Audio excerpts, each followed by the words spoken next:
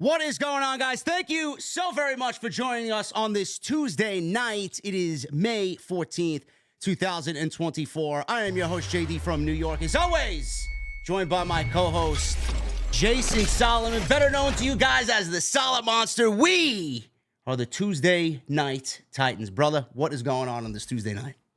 You should have introduced me as the Heartbreak Kid. Fucking guy. That would have been the more appropriate introduction. Man, I got people already asking me if you're going to throw me through the barbershop window. I mean, it's only been one show. I mean, you haven't pissed me off enough yet. I don't know.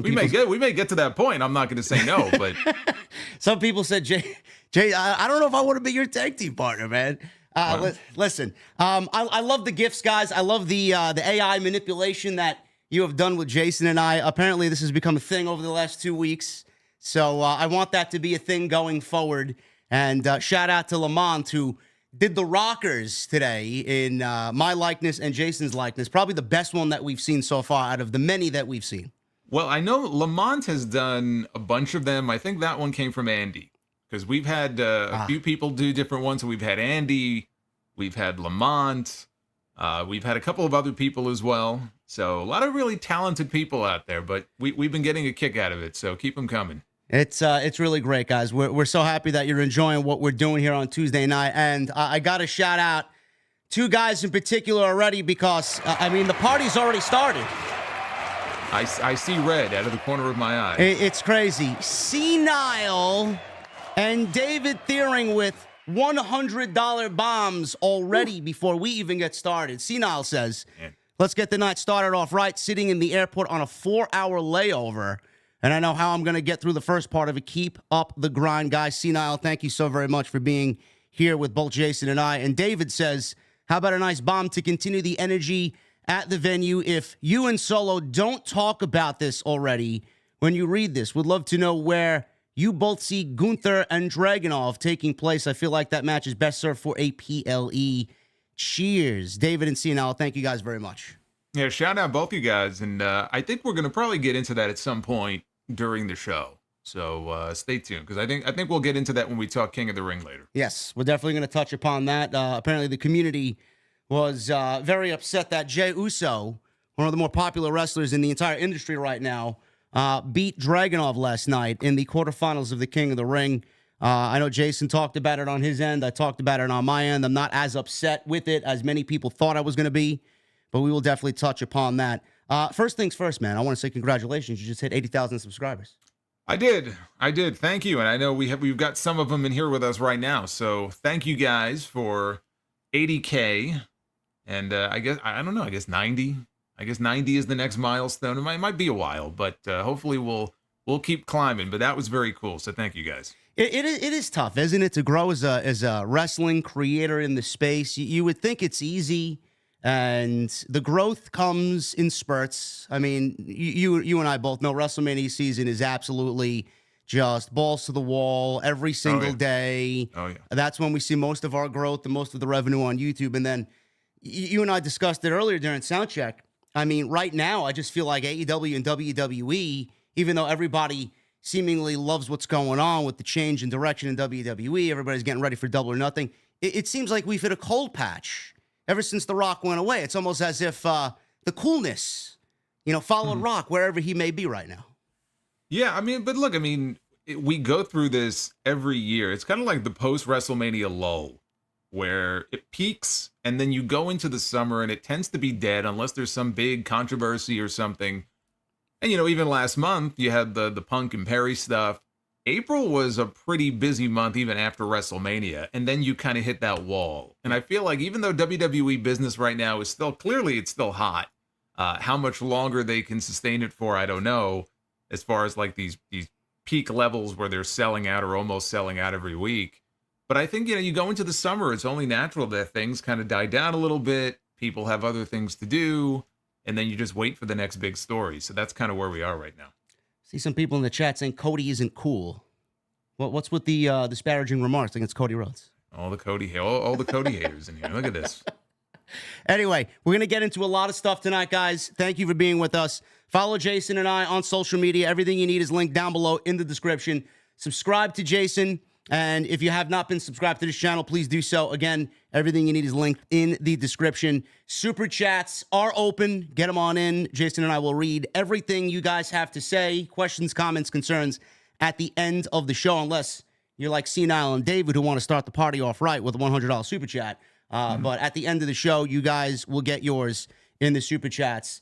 And then, obviously, complimentary drink check, bro. What are you drinking?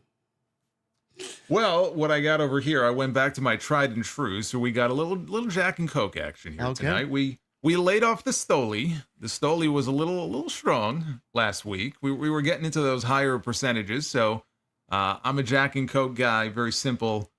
Keeping it simple tonight. There you go. And obviously, complimentary old fashioned as always, Gentleman Jack old fashioned.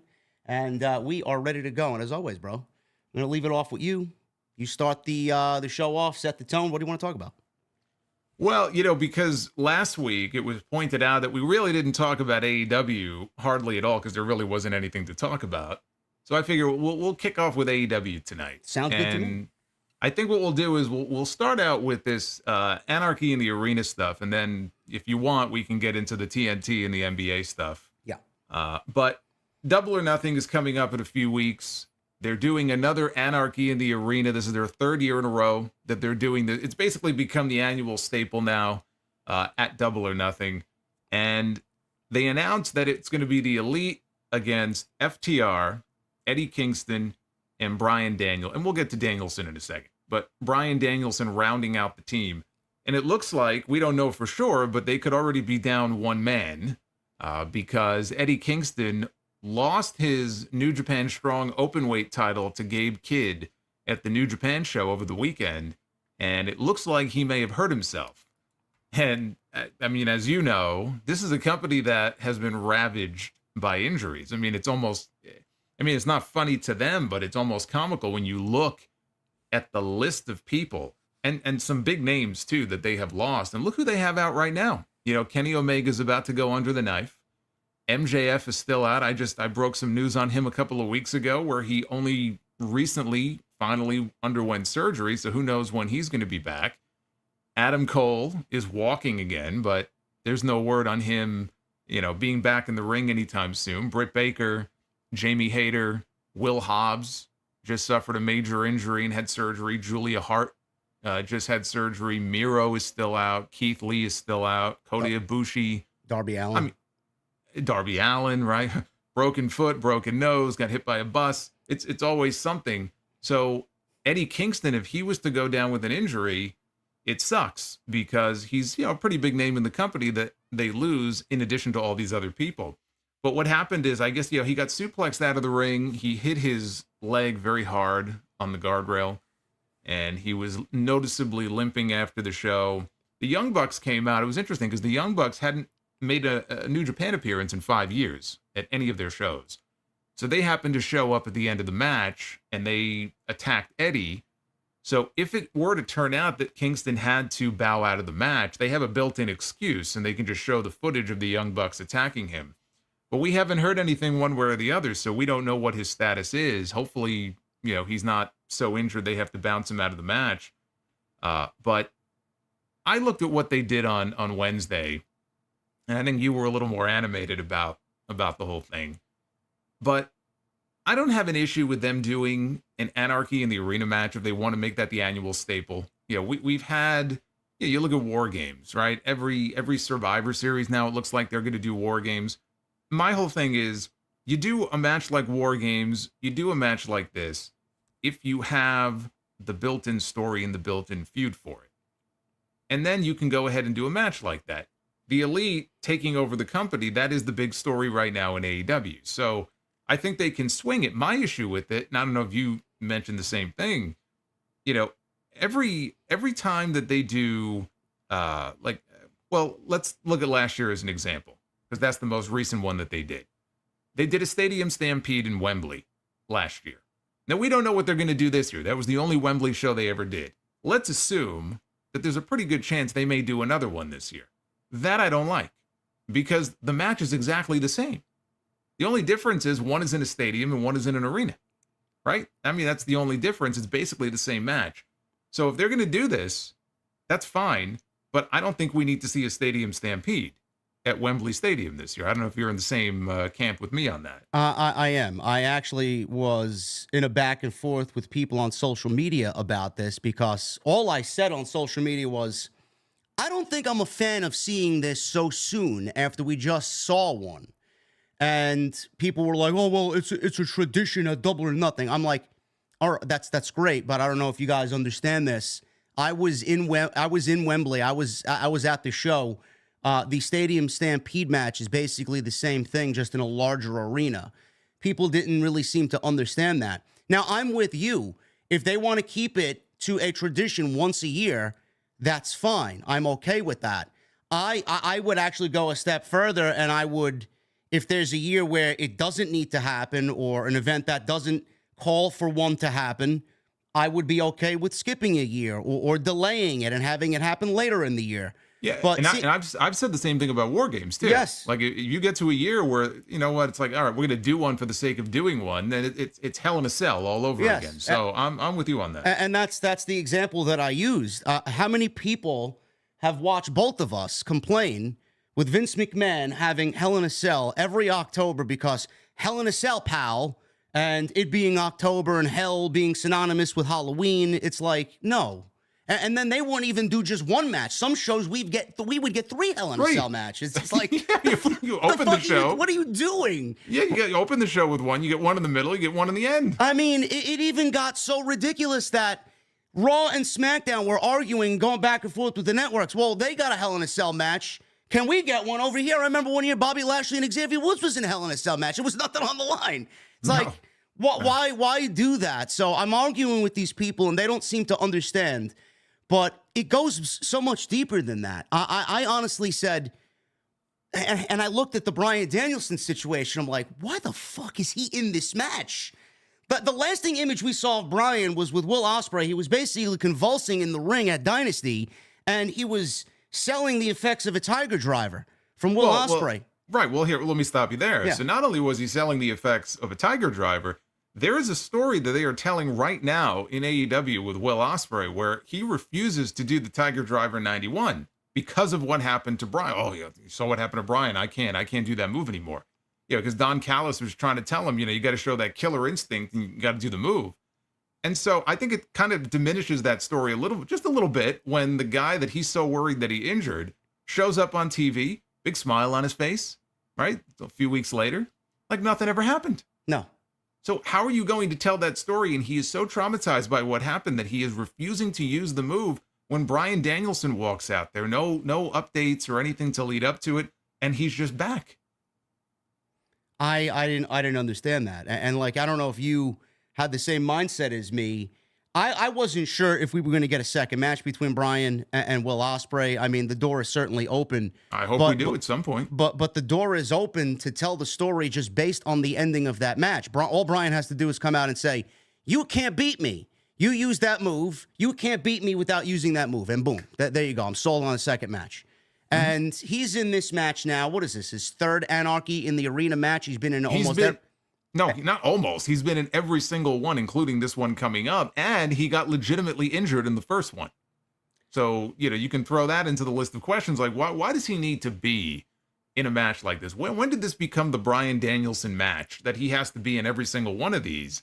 And he's had a number of injuries in AEW so far, so, that worries me too. He's coming back, and you're putting him in a match like this where he has gotten hurt before. That's the reason he missed the first Forbidden Door. My question is, was there nobody else to fill in that's a better replacement for Eddie Kingston and Bryan Danielson? I don't want to say, well, let's get Adam Page back because apparently he's dealing with personal problems. And if those personal problems are big enough, he's not going to be back on television. But he, out of everybody, would have been a perfect candidate for that. But outside of everybody else on that roster, there's nobody else that's going to stand in to fill in for that spot for Bryan and Kingston. And again, I'm going to sidetrack here. Weren't the Blackpool Combat Club feuding with the Don Callis family? Why was that seemingly dropped out of nowhere? So it's like the sporadic booking is what gets me on this.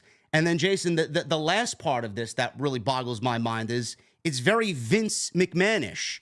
And what I mean by that is this is legitimately the first major match in this storyline that's happening, and you're doing it in a match that theoretically should be used as a blow-off match. It's a big end the feud type match, and you're doing that. How is AEW going to follow this up? Are they going to go right from this to Blood and Guts? Are they going to go right from this to something else? I mean, it's really all over the place, and a lot of these misfires creatively have soured me on honestly giving a shit about what happens in 2 weeks. Well, I mean, to go back to Eddie for a second, we don't know if he's going to have to be removed from the match. I agree with you in that Hangman would be the most logical choice, even though he was, last time we saw him, he was obsessed with Swerve. You would think when he comes back, he would, make him his target, and we'd get one more match between them. But he's an AEW original. Last time we heard his name mentioned, he was fined and suspended by the Elite. So he would make the most sense. Assuming it's not him, if Kingston had to be pulled, I was thinking, okay, well, who could take his place? Now, in a perfect world, it would be an AEW original. It would be an MJF. It would be a Darby Allin. They're not available right now. I could see it end up being somebody like Claudio. Yeah, obviously, Claudio and Danielson, they're part of the same crew. They even gave Claudio a match on TV a few weeks ago. It was kind of like just a random warm-up match, like they were building him for something. We've seen him challenge for the world title recently. So if Kingston has to bow out of that match, my guess is we end up getting maybe Claudio slotted in there. Well, did you watch Collision? Because they gave Claudio a promo segment backstage with Lexi Nair, and she asked, well, why did you walk away when Brian was giving his explanation as to why he's in this match? Brian said he is someone that loves AEW. I bleed AEW. I would never not be in this match. And then Claudio walks away. He walked out of the ring while Brian was cutting his promo. So Lexi asked him, well, why did you walk away from Brian when he was proclaiming his love for AEW and why he's standing up for AEW? And Claudio basically said, I don't agree with what Brian's doing. I want to see my very good friend retire healthy. I don't know why he's getting in this match. I don't support what he's doing, and he walked away. Claudio is all of us, basically. That's what he is. He's all of us. He's asking the same questions. Well, but no, so I did see that. And again, if their back was against the wall and they had to come up with a replacement, all the more reason, I think, for him to be in the match. And then they could even, they could show him showing concern for Brian or trying to save him. So again, I think for a multitude of different reasons, he would make the most sense. But again, I feel also like Danielson, I know some people look at him as Mr. AEW, and he is in a lot of ways, even behind the scenes, but he just feels shoehorned in here. And that was one of my other issues with that. Like you said, why is he in this match? Why does he need to be in this match? Is it really a smart play to put him in a match like this? I don't think it is, but please, if you're going to do this and you want it to be an annual thing, a Double or Nothing, cool. But we don't need the Stadium Stampede. You mentioned Blood and Guts. I completely forgot about that. So yeah, you can throw that in there too this summer. I'm sure they're going to do a Blood and Guts match. I don't think you need Stadium Stampede if you're going to do this. Well, you would think that the Blood and Guts match is going to result in both teams being the same. Is it going to be two different teams? I would imagine there'll be some differences. I mean, the way things are going in this company right now, I'm sure more people may get hurt. They may have to put other people in there. I don't know that it's going to be the exact same teams. I could see the Elite will probably be the same, but I could see Team AEW being a little bit different, especially if somebody does get hurt. How are you feeling about the overall storyline? Do you feel like obviously it's still kind of early to tell, but long enough to maybe feel like if it's working or not? How are you feeling about the whole thing? Is it something that you're watching that you feel is driving interest to the show weekly, or is it something like a lot of the people on social media have uttered, and I don't really want to sit here and agree with them, but I kind of see where they're coming from, that the Young Bucks play characters that aren't really believable and serious to be in this type of storyline to overthrow the company. They're too goofy. They're too silly. They're too comedic. But on the flip side, I said this is probably the best presentation of the Young Bucks that we've seen in all 5 years of AEW. Yeah, I mean, I would agree with that. I think it plays into the perception of them. You have so many people who don't like them. And so they're leaning into it, right? They come out there, they're smug, they're acting like a bunch of power-hungry douchebags.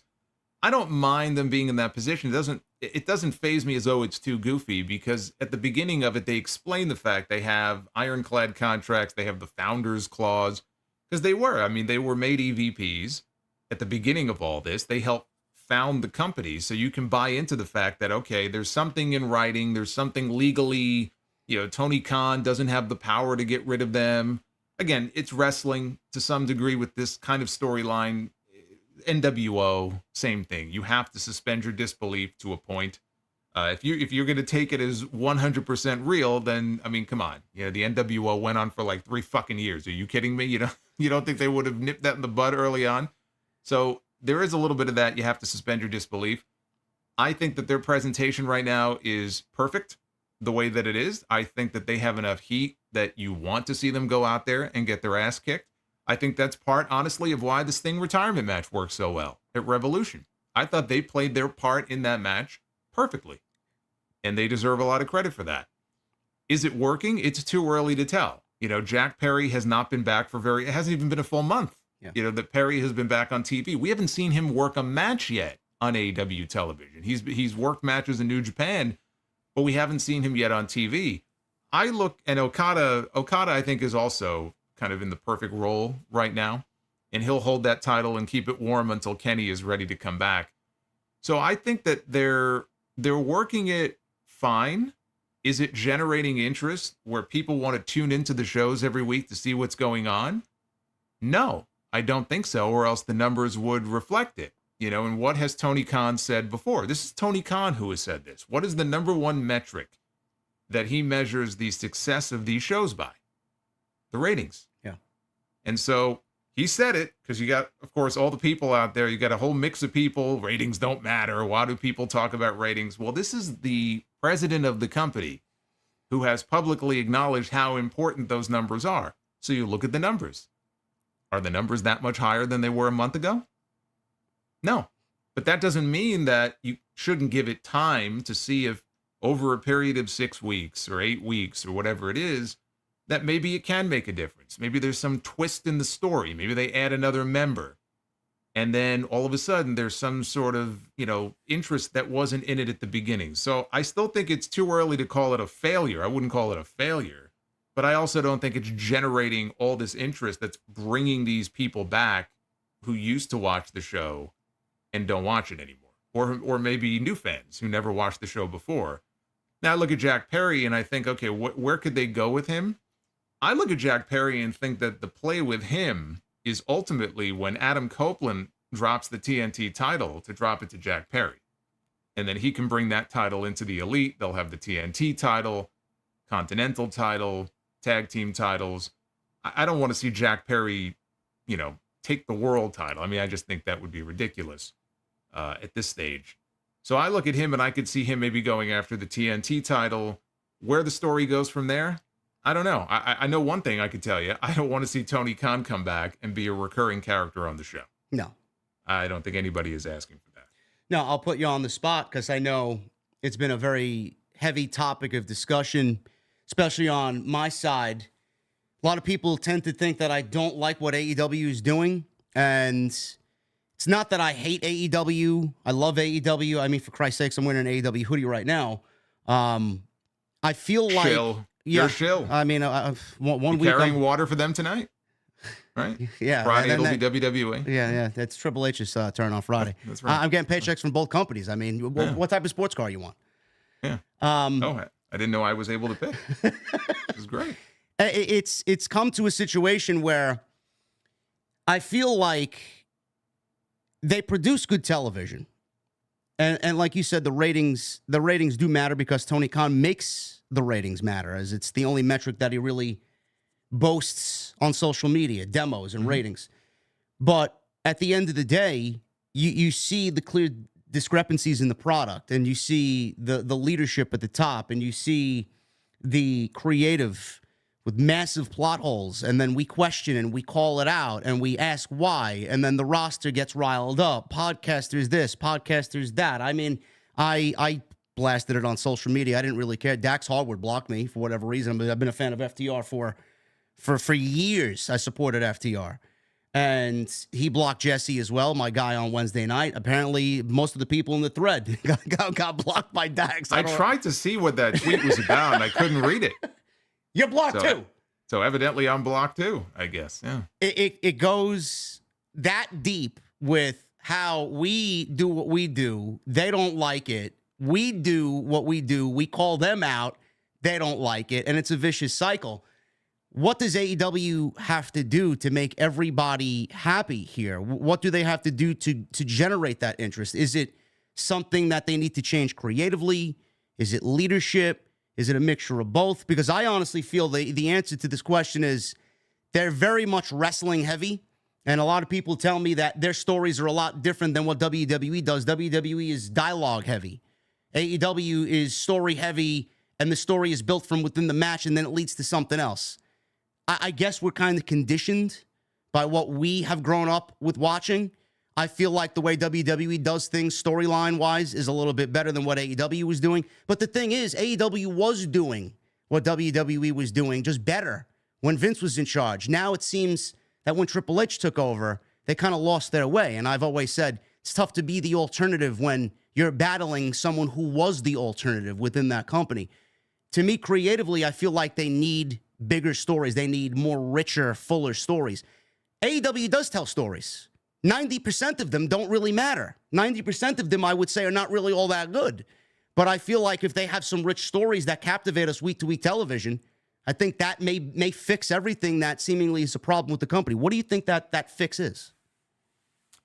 Well, you said before, I mean, what can they do to kind of bring all of these people on board and please everybody? The answer is nothing. You can't please everybody. That's number one. If you try to please everybody, you will end up pleasing no one. So I think what Tony Khan has to do, he is doing some things right. So we were just talking about the Elite story. I don't know if we're going to turn around in 3 months or 6 months and say, man, this storyline was a success, and here's why. Here's the reasons why. Or we may look back at it and say, okay, that was a fail. That didn't go the way that they wanted it to. I think that they have to try. I think that this is the kind of story that they've been missing.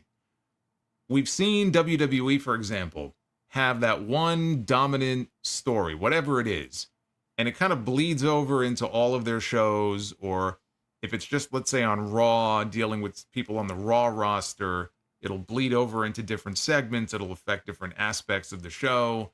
And that's kind of what we're seeing now with this story, where the Elite, they're fucking with Swerve, and they're fucking with Kingston, and they're kind of messing around with different people. So it's affecting different aspects of the show.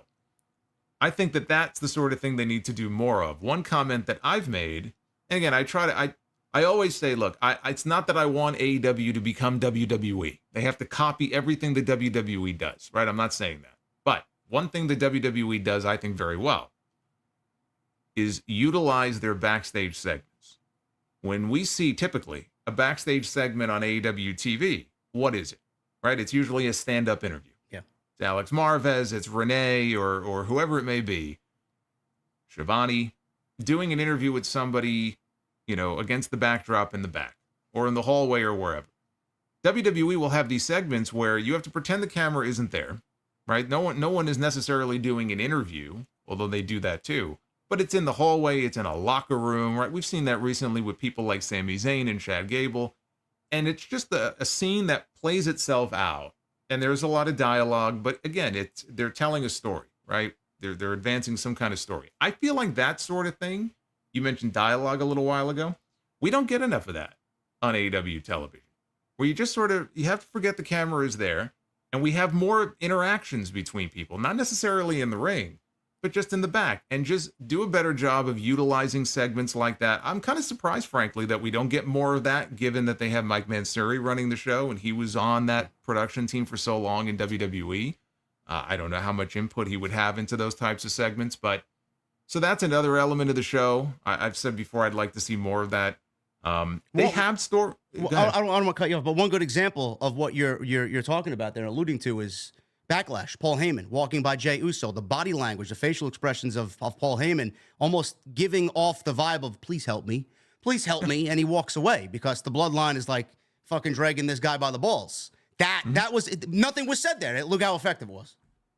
Right. And we've seen them try new things in WWE recently, production-wise, where you'll have somebody walking through the back, and then let's say there's 3 people talking, and then one of them will walk off, and the camera will follow them, and then they bump into somebody else, right? It's just that sort of thing is the type of thing I'd like to see AEW do more of. And they don't have to do it the exact same way, but I think you can help develop characters better that way. But they are telling stories. So like Mariah May and Tony Storm, I can kind of see where it might be going, where it probably ends up with Tony against Mariah. Now they've introduced Mina from Stardom, who has history with Mariah, and maybe she'll factor into this in some way. Yes, Mina. She likes champagne, I've noticed. They like drink. Maybe I'll drink that on the stream next week. That'll fuck me up real quick. But like Tony Storm and Mariah May, right? That's a story that's been silently playing out for a while, and I think I see where it's going. And when they get there, hopefully the payoff is worth it in the end. But they've been telling that for a while. They've been together for a while now. So again, and that's just one example. They do tell stories. I agree that some of them are just not that good. Some of them are just not that interesting. They've been telling one with Mercedes and Willow. It's been tough with Mercedes because she hasn't even wrestled a match yet. It's like they brought her in. It's been 2 months of nothing. I mean, I have not been impressed by what they have had her doing. I mean, remember that backstage segment where the lights went out and she got beaten up and then she was laying on the floor and Alex Marvez was trying to act and he was trying to get people to come in. I mean, they've been doing segments like that with her, but now they're drawing on their history from their match last year, as they're going into Double or Nothing. Some of the stories just aren't that gripping. They don't bring you in like, oh, they don't draw you in. So I think it's just a matter of trying to tell better stories. And ultimately that falls on Tony Khan. I know he has other people helping him out now. He brought in a writer, I forgot her name, Jennifer. Pepperman, yeah. Pepperman, right. And so I know he's got other people working with him, but you just got to find those stories that people can really get into and will keep them coming back to watch the shows. And I just think sometimes the stories have no depth. They're very one-dimensional, or they move on to the next thing too quickly. They don't give things a chance to breathe sometimes. That's another issue I've had at times with the show. So again, this is constructive criticism. This is not, I don't think the things that we're saying are unfair. I think that they're valid, critiques of the show because we want the shows to be better, and we want the shows to, when we put them on, we want those 2 hours to go by and go, oh man, I can't believe that was 2 hours. It felt like an hour and it breezed by. Yeah. And they're just not doing enough of that, and hopefully they can turn it around because I don't know, the shows they just don't have the same feel that they used to. No, there's no oomph. There's no oomph there. And that's not every week. I mean, there are some weeks where they'll knock it out of the park, but I'm saying consistently, it just feels like it's missing something. And overabundance of mayhem as well. I don't want to make this AEW hate hour, but we saw Willow and Sky Blue wrestle a Manitoba Massacre match or whatever the fuck it was called. And then the next week on Dynamite, we see Brody King versus Adam Copeland in a no DQ match. And then on Saturday, Adam Copeland's like, I want Malachi Black in a barbed wire match. I'm like, what the fuck am I watching? Well, and we got Anarchy in the arena that same night. All right. Yeah. Listen, man, I love good plunder. I was big on barbed wire back in the ECW days, but you want to give me that? Don't show me fucking the barbed wire, steel chairs, kendo sticks fucking 4 other times in the same week, and then make that announcement. Don't forget John Moxley. When he comes back, I'm sure he's going to be in those types of matches again too, because he loves being in those types of hardcore matches. When you do so many of them, I don't know, they sort of lose the appeal. I've made comments sometimes where they'll announce a main event on Dynamite, and it's some kind of no DQ hardcore type match, and it's like, people are like, oh, so what'd you think of the match? And I'm like, I don't feel anything. No. It's like I'm numb to it. Like, I don't know. I don't feel anything. That's not us complaining. That's just us calling out, like, slow it down, man. If I had an old fashioned like this twice every night, I wouldn't like old fashions anymore. I have one maybe once every 2 weeks. I mean, you keep sucking those down. You'll need a liver transplant. Well, that too. But you got to slow it down. And those are just some of the criticisms of the AEW product. And it was a great discussion that Jason started us off with because, a lot of that criticism was just amplified. Like, we asked a lot of questions coming out of Wednesday. What's Brian doing there? Why isn't he there? Why is he in this thing? Why are they doing this match? It's like they can never do anything without us asking 1,000 questions on the back end. But we'll see what happens on Wednesday. They got a loaded show on Wednesday. Hopefully they make sense of a lot of that stuff. It is the go-home show, I believe, no, it's not. I'm no, we got another 2 calendar is all messed up. Bro, I don't know, man. Ever since we booked 2 shows at the end of May for House of Glory, I'm all fucked up. But yes, that's next week. Next week is the go home and the House of Glory. Yeah, so we got a couple of weeks to go before we get to Vegas. Hopefully they make things right. There was other big news that happened tonight that doesn't really concern AEW right now, but it is definitely going to concern AEW when the negotiations happen for where they will have Dynamite and Collision call their home. Now, the rumor is that the NBA is headed towards NBC. Back on NBC, Bill Simmons says he knows who won the war for the NBA broadcast rights while teasing official announcement. And nothing has been officially announced yet. We don't know if this is true or not. And there are plenty of basketball fans that have lived through NBA on TNT. I mean, back in the day when I was a small kid, I remember that iconic theme, NBA on NBC. Loved it. Oh, my God. Round Ball Rock, man. Legendary. It was so great. Even Tony Khan, right? He bought the rights to it. He was using it for the Elite for a while. Yes. Yeah. And there are, right now, rumors going around that it will be back on NBC. The contract went into effect a couple years before NBC got in on the action to kick off the Round Ball Rock era, like Jason said, that spanned from 1990 to 2002. The network was eventually boxed out by ABC and ESPN, but the powers that be decided to throw their hat back into the ring in hopes of reclaiming the NBA when the current broadcast deal expires at the end of the 24-25 season. Earlier this month, sources have learned that NBC was willing to pay up to $2.5 billion to secure the NBA broadcasting rights, which meant Warner Brothers Discovery, TNT's parent company, needed to fork over close to $3 billion, roughly $2.8 billion if they wanted to win this bidding war. Now, there hasn't been any official announcement concerning who is going to get the NBA, but during the most recent episode of the Bill Simmons podcast, he says this: one of the funniest things ever is that we're all pretending the TV deal wasn't done like a week and a half ago. I think it's done. I think Warner already lost. I don't know why we're waiting till after the playoffs. Maybe that's how they want to do it, but it's a wrap. NBC is getting it, end quote. Now, if TNT did in fact lose to the NBC or NBC broadcasting rights and the NBA, the biggest losers are probably the fans of the beloved Inside the NBA, which I'm a huge fan of. I love all of the collective charisma on that show. I mean, I don't even like the NBA, but I would tune in to watch them because they're entertaining, which is poised right now to basically be finished once the contract expires.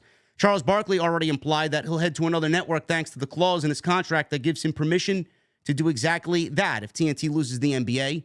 And insiders say Ernie Johnson has no plans to leave Turner regardless of what transpires. Now, Simmons is obviously plugged into the basketball world, Jason. He's saying this.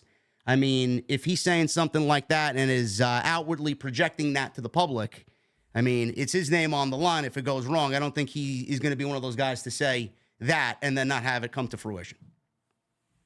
No, I mean, he's a pretty plugged-in guy, and from what, I listened to the clip, I mean, he sounded pretty sure of himself. But again, we should mention that nothing is official yet, so none of this has been formally announced. I guess the belief is that they're waiting, for whatever reason, they're waiting until the end of the season. So once the NBA season is over, then the official announcement may come down. But that's all we have to go by right now. So, I mean, we can talk about it as if it were a done deal, but it's not actually a done deal until it's a done deal. No. So a lot of people now in the wrestling realm are asking how this affects Tony Khan and AEW. And Dave Meltzer talked about this on The Observer Live, and he explained that whether or not Warner Brothers Discovery keeps its NBA coverage could have a massive effect on AEW one way or the other. It's a really hard one to answer, he says. On one hand, you would make the argument that if Warner Brothers Discovery loses the NBA, that it would need AEW more because they don't have the NBA and they need programming which draws ratings. On the other hand, their carriage fees for TNT would probably go away, way down, so their revenue would go way, way down. You could make the argument that they would have far less money to spend, and that's not good for AEW. At the same time, when you say they would have far less money to spend, the reality is if you take the NBA rights that they're already paying away, even though they'd have less money gross coming in, they would probably have way more money to spend. That's what Meltzer said.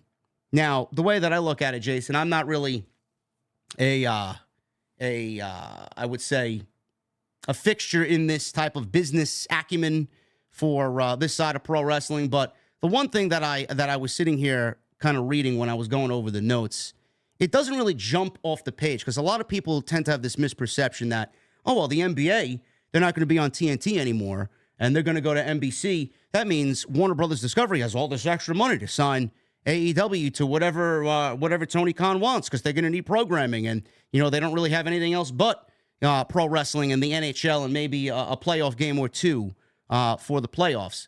It doesn't necessarily mean that with them losing the NBA that they have all this free money to just go out there and spend because with a little research, Warner is $42.6 billion in debt.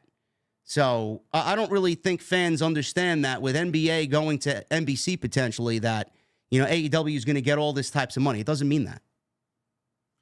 No. And you know, David Zaslav, he has been in cost-cutting mode. You know, there's been a lot of stories over the last couple of years about, you know, them slashing costs. Like you said, they've paid down, you know, a pretty, from what I've read, significant portion of their debt, but they're still about $43 billion in debt, you know, which doesn't mean they don't have money to spend it, but they're still, you know, in cost-cutting mode.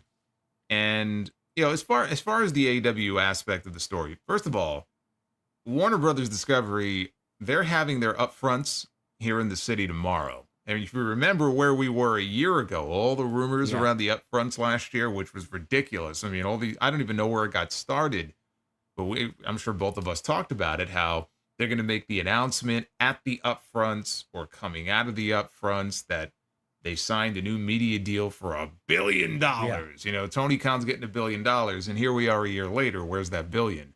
So Mike Johnson mentioned this on PW Insider. AEW is going to be part of the upfronts or mentioned in the upfronts, but there is no expectation that there's going to be any kind of announcement tomorrow or anytime soon. Honestly, I don't know that we are going to hear anything one way or the other about the AEW rights, whether they renew or not, until later in the summer. I think this is going to drag on a little bit longer. Tony Khan, though, you know, every time he is asked about this, and he is at some of these scrums and these media calls and the Supercard of Honor call, he was asked about this, and he is always, I mean, he has got just the most positive outlook on things. He says, you know, we got a great relationship with Warner Brothers Discovery, and I think he has flat out said that he is expecting that they will get a big media rights increase. So I don't know if he knows something that we don't, but they were in an exclusive negotiating period. I believe they still are. He himself has said that negotiating period is up soon. So he didn't want to give the date, but he has said that it's up very soon. I'm of the mindset that losing the NBA will only make AEW more valuable to Warner Brothers Discovery. And what I mean by that is I don't mean more valuable in that they're going to triple or quadruple their media rights fees. I have always felt, and I felt this way at the beginning of the year as well, when I was talking about predictions for 2024, what's going to happen with AEW. I think that they're going to stay with Warner Brothers Discovery. I do think they're going to get an increase, but I don't think they're not going to overpay for AEW. So I think they're going to get an increase. I think they're going to stay where they are. If Tony Khan has the expectation that, you know, he's going to get so much more money than he's making now, like some ridiculous hike in media rights, that I don't see. But he's always talking about how happy Warner Brothers Discovery is with AEW, and they put their own press releases out sometimes touting the ratings, even in a week where it looks like, well, wait a minute, the numbers weren't that great. Maybe the demo was up, and they're like the biggest cheerleaders, which they should be, right? Because they're obviously, you know, in a working relationship with AEW, so they want to champion them as much as possible. So I actually believe it will benefit them in the end. But it's a big story. I mean, look, you mentioned years ago in the NBA games on TNT, they have had NBA games. I mean, we're talking 40 years. Yeah. Okay, so they've had some relationship here with this network for a very long time. And losing the NBA, it can't be understated. It's going to be a huge blow.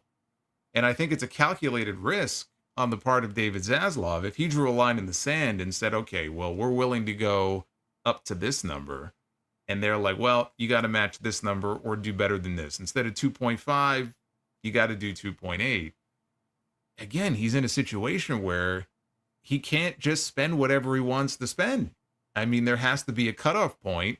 And if Bill Simmons is correct, it sounds like, he may have gotten to that cutoff point. So what does he do? I mean, does he overpay for less content? Because from everything I've read, they wouldn't even be getting the same number of games. So are you going to spend twice as much to get half the content that you were getting before? I mean, that's insane. Well, where would the other half of the content be going? Well, I mean, they're going to have NBA games on ABC. I mean, they have multiple deals. It's not like one media rights package. So they're going to end up having probably 3 different partners.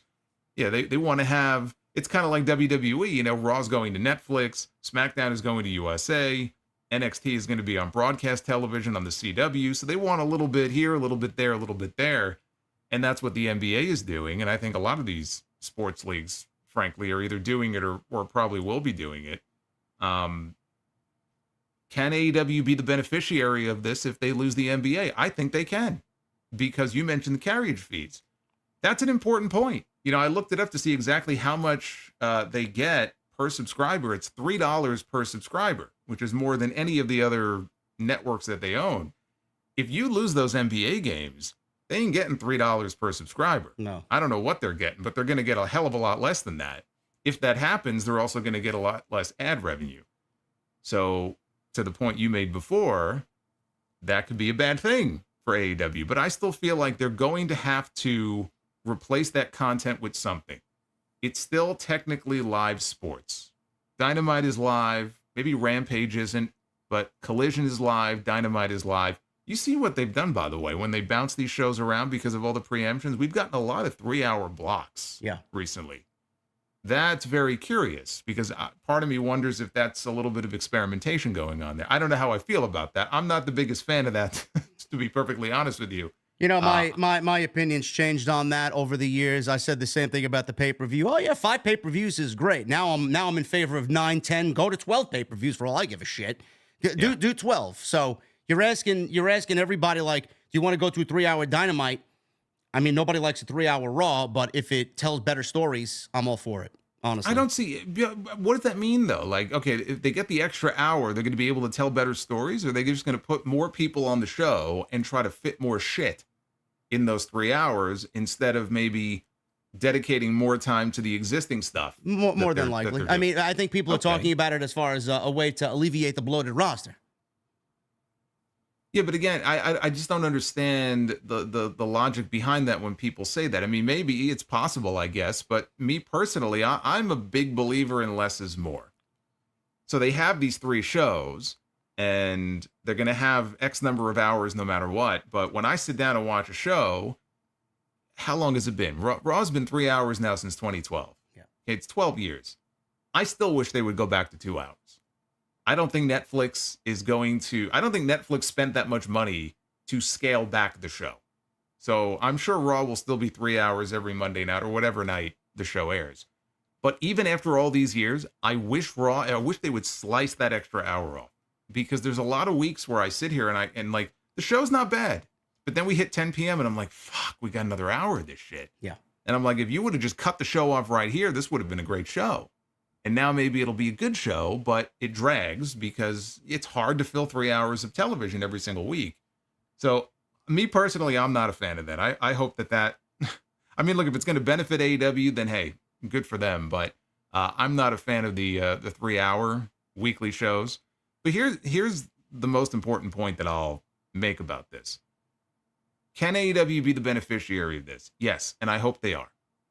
I hope they are. I'm rooting for them. Because I always say this, and yet there are still people out there who will celebrate whenever there's a bad AEW rating, or they want the company to die. What are you talking about? There's somebody right now praying in front of something in their bedroom, hoping that AEW is canceled tomorrow. Yeah. Oh yeah, they got the prayer circle going on, fucking candles. So you're gonna have people like that who are out there.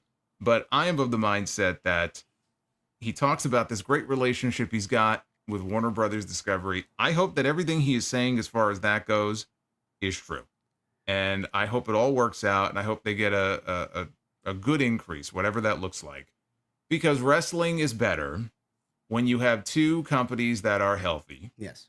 and you have two companies, not just one, but you have two who can compete for the same talent pool, for the same big names, for the same big free agents, and they have the resources and the money to throw around and be competitive, because as a fan, it makes it more interesting and you want to have options. And even if you think that AEW right now is not the best option for you, if you think the product has fallen off, if you're not as much of a fan of AEW as you used to be, that's cool. You don't even have to watch AEW. But everybody should want AEW to still be around at the end of all this and to be able to compete for that talent, because that will make wrestling better. And then you hope that as time goes on, they will tell better stories and they will get their act together and the television will be must-see TV again, like it kind of was there at the beginning. That's what you hope for. You don't hope and root for the downfall of a company, because I don't understand the logic behind that. It doesn't make any sense to me. A good example of this is I called my grandma on Mother's Day. And I said, Grandma, you've been watching the Mets. She's a huge Mets fan. Oh, boy. And she says, yeah. She says, yeah, I've been watching the Mets. They're playing the Braves tonight. I'm like, yeah, I know. I'm going to go home and watch the game. And she said, how are the Braves doing? I'm like, yeah, they're okay. They're in second place right now. She said, who's in first? Because you don't follow the standings. I'm like, the fucking Phillies are in first, Grandma. She's like, oh, how is that? I thought the Braves were a better team. I'm like, they are. But the Phillies just got on a hot streak. They won like eight or nine in a row. And she's like, oh, it doesn't matter. If the Braves win or lose and the Mets suck or whatever happens with the Mets, if the Mets don't make it, I'm rooting for the Braves. I'm going to go with the Braves to win it all. I'm like, that's the attitude to have, Grandma. And it's something so simple as that. Like, why would you want someone else fucking to fail because you don't like them for whatever reason? And I use my grandma as an example as that, because she doesn't have to say that, because she knows it's going to make me happy. She knows I love the Braves. She's a Mets fan. If the Mets suck, she's like, I want the Braves to win the World Series. I'm like, Grandma, I love that. Thank you. Thank you for that. And that goes to show you how we as wrestling fans should be, but we're not, and it's never going to be that way. It's wishful thinking. But the tribalism certainly is disgusting, and I'm like you, Jason. I want everybody to succeed in AEW. I want AEW to succeed. I want Tony Khan to have the best fucking company he could possibly have, because it also affects us. And I don't mean that in a selfish way, but it also affects us. With two companies, you got more content, you got more streams, it's more revenue for you. Same thing for me. It's like, why would I want AEW to go away when it's a huge chunk of what I do as far as content on my channel, and the same thing for you? So, even down to the little people like us, it affects us. But in the end, I honestly feel like Tony Khan, love him. I think he's great. I'd share a White Claw with him any day of the week. But I do think a small part of him is a bullshit artist. And all wrestling promoters are bullshit artists. They're carnies. You can't really trust them, because the words that come out of their mouth, sometimes you question a lot of what they say. And yet he hypes the ratings up and he goes and boasts about the ratings.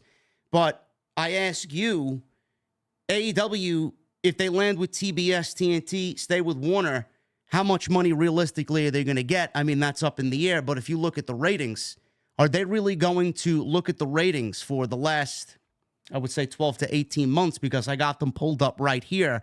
And just to give you guys a glimpse as to where AEW has kind of fallen off a fucking cliff, the March 27th episode took a serious hit.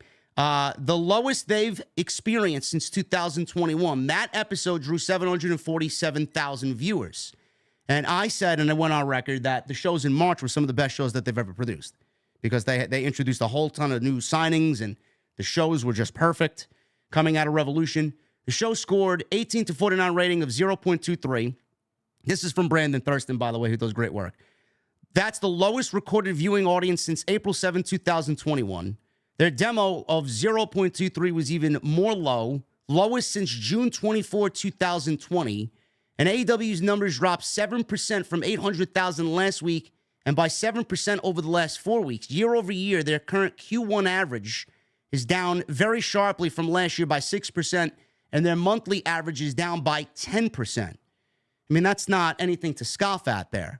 Is Warner going to look at that and give Tony Khan what he wants, or is it going to be a situation where Tony Khan has no other choice but to take whatever Warner is offering them because he needs a home for AEW? Otherwise, he looks like a failure. Yeah, I mean, whether or not they give it to AEW is going to depend upon how desperate they are to hold on to them. And I think that's also tied into the NBA stuff. So until that situation plays itself out, and we'll see if the Simmons report is correct, the answer is we don't know. We just don't know, because from that, that will have an effect on this. It's a similar thing. I think of WWE over the years. Raw, the ratings would go down and down and down, and I always used to say the lows keep getting lower. So it just felt like every week or every month there would be a report Raw sets record low rating for non-holiday show, but yet they would still be number 3 on cable for that night, or number 4. They were behind an NBA game or an MLB playoff game or whatever it is. But I would always point out that, okay, yes, sports will have an effect. And there's been a lot of sports lately. And it has taken a toll on WWE and on AEW, both of them. But the lows keep getting lower. So if, let's say, they had their lowest rating in 3 years a year ago up against sports competition, and now again, right, they set another low for the first time in 4 years, they hit this number. But those numbers are lower than they were a year ago. So the lows keep getting lower. Yes, that has to be a concern. For someone like Tony Khan, who puts so much emphasis on those numbers, and then he has to look within and say, okay, what can we be doing differently that obviously isn't resonating right now? That's for him to answer. That's not anything I could answer, that you can answer. He's got to figure that out himself. And to be fair, I'm sure that he has also been, and this does not excuse bad creative or booking, but he has been ravaged by injuries. Yeah. And I am sure that he had some stories and he had some plans for people that went out the window, because this guy got hurt and this woman got hurt. And so, I mean, you can build an entire roster just on people who are hurt and who are off television right now. What will happen as these people start to come back in the months ahead? If they get Kenny Omega back later in the summer, MJF comes back, Adam Cole gets back in the ring, and so on. That could create all kinds of new stories and all kinds of new, fun things for AEW. So you just don't know, how things are going to work out. But to put a button on the NBA stuff, it will have an effect on AEW. I personally think they will get an increase. It may not be the increase that Tony Khan wants, but Tony Khan has said that they are reliant on that money. And if he doesn't get that money, not that the company is going to shut down, but he's going to have to start making some very tough decisions. Read between the lines. What does that mean? He's going to have to start letting people go. Yeah. And he let people go recently. And that was something that you never really heard of. He never, released 10 people at once or anything like that. If he doesn't get the money that he needs, because believe it or not, they do have a budget. They only have so much money they can spend. That's when he's going to have to start making some difficult decisions, and AEW could look like a very different place. It's going to be very interesting to keep an eye on, guys. Again, nothing is official. Wait till the NBA playoffs have concluded, and then we'll get some confirmation on if the NBA is going back to NBC. I didn't see how the Knicks were doing. Well, there you go. Somebody just said the Braves were beating the Cubs too. Now that you mentioned sports, 7-0 over the Cubs. Great. Braves. Shifting gears over to WWE. Monday Night Raw. We know that they got a $5 billion deal from Netflix. I'm very interested to see how that partnership shapes up. I know Jason said that Netflix isn't paying for a skimped product. I really hope that they don't go 3 hours there and something changes. We don't know if there's going to be commercials involved, how many commercials. Let me bring this up here. On that subject, the move to 3 hours was a USA Network call. Yes. That was always the story. Well, SmackDown is going to USA Network. Are they going to want SmackDown to expand to 3 hours? I hate to even put that out into the universe. This guy in the same fucking 10 minutes, the last 10 minutes, has put out in the universe 3 hour Dynamite, 3 hour SmackDown. Now you know who to blame when this shit goes down later. Yeah, this guy right here. There you go. I say that I don't want it, but maybe in the back of my mind I really do. I don't know. But I was thinking about that. I was saying, okay, Raw's going to go to Netflix. My guess is they'll still be 3 hours, but I would love it if they scale back.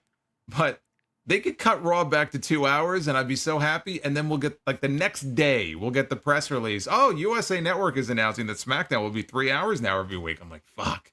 So they'll basically just take the 1 hour from this show, and they'll put it on that one. It's going to be interesting, man. I don't know. I hope that we go back to a normalized WWE environment. 2 hours is the sweet spot for me. It's been way too long. A lot of people ask, what's the one thing you'd change if you had the pen for Monday Night Raw? 2 hours. Always the first thing.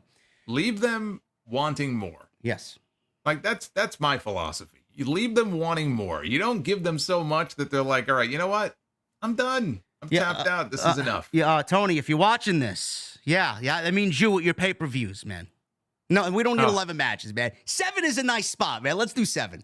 Oh my God. It's a weird thing with these AEW pay-per-views because quality-wise, they're incredible.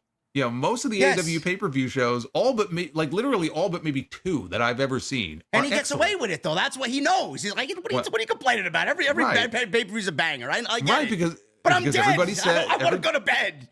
Everybody kisses his ass, and they say, oh, these pay-per-views are so great, and they talk at the scrums. The scrum is one big love fest at the end. But again, these pay-per-views, he'll like shove as many matches on there as he can, and then, now selfishly, of course, for you and I, it's even worse, because we can't just watch the fucking shows and then go to bed.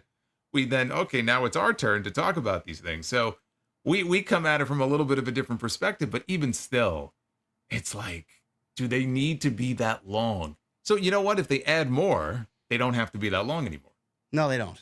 That could be one benefit to adding pay-per-views. Yes. I mean, that's a whole different discussion, but I've talked about that in nauseum, honestly. I can't stand it, but with WWE, their contract with Raw and USA Network was supposed to go finite in September, and a lot of people were wondering what WWE is going to do with Monday Night Raw. Are they going to go move Raw to Peacock? Are they going to go move Raw to Sci-Fi Network or whatever the case may be? Raw is staying on USA Network, and TKO Group Holdings has announced that they reached a new deal with NBCU. USA Network will have Monday Night Raw up until January, Jason, and they struck a $25 million deal to keep Raw on the USA Network for the rest of the year. Now, I talked about this briefly during a video I did earlier in the week. I love this because the one reason why I love this, and fans should love this, you're not going to be searching for where Monday Night Raw is on Monday night. You're not going to be looking through the TV guide, and you're not going to be searching Peacock. You know where it's going to be because it's going to be right where it's been for the duration on Monday Night USA Network. And I love that fans don't have to go searching high and low for where Monday Night Raw is going to be. I'll tell you who loves it most: WWE. Of course. Because as we've seen, when they move to like an FS1, let's say SmackDown is bumped off Fox and they go to FS1. I know it doesn't have the reach that Fox does anyway, but even AEW, they get bounced to another night. Wrestling fans, like, no matter how many times you tell them, this week we're going to be on this channel at this time, so you can find us over there. It's just the numbers always collapse because they forget, or people can't find them, or maybe they just don't have that other channel, whatever the excuse may be. So WWE is probably as happy as anybody because they can stay right where they are. People are creatures of habit. They don't have, like you said, they don't have to go searching. They don't have to go wondering where's the show at. And I think, what are they getting? $25 million? I think it's a $25 million deal or whatever. For 3 months, yeah. For 3 months. $25 million for 3 months is not bad. So, yeah, no, I mean, I think that's a good thing for the fans. I don't see this as being any great surprise. I mean, I figured this is what was going to end up happening. Yep. The only other option would have been, what were they going to do? Put it on Peacock?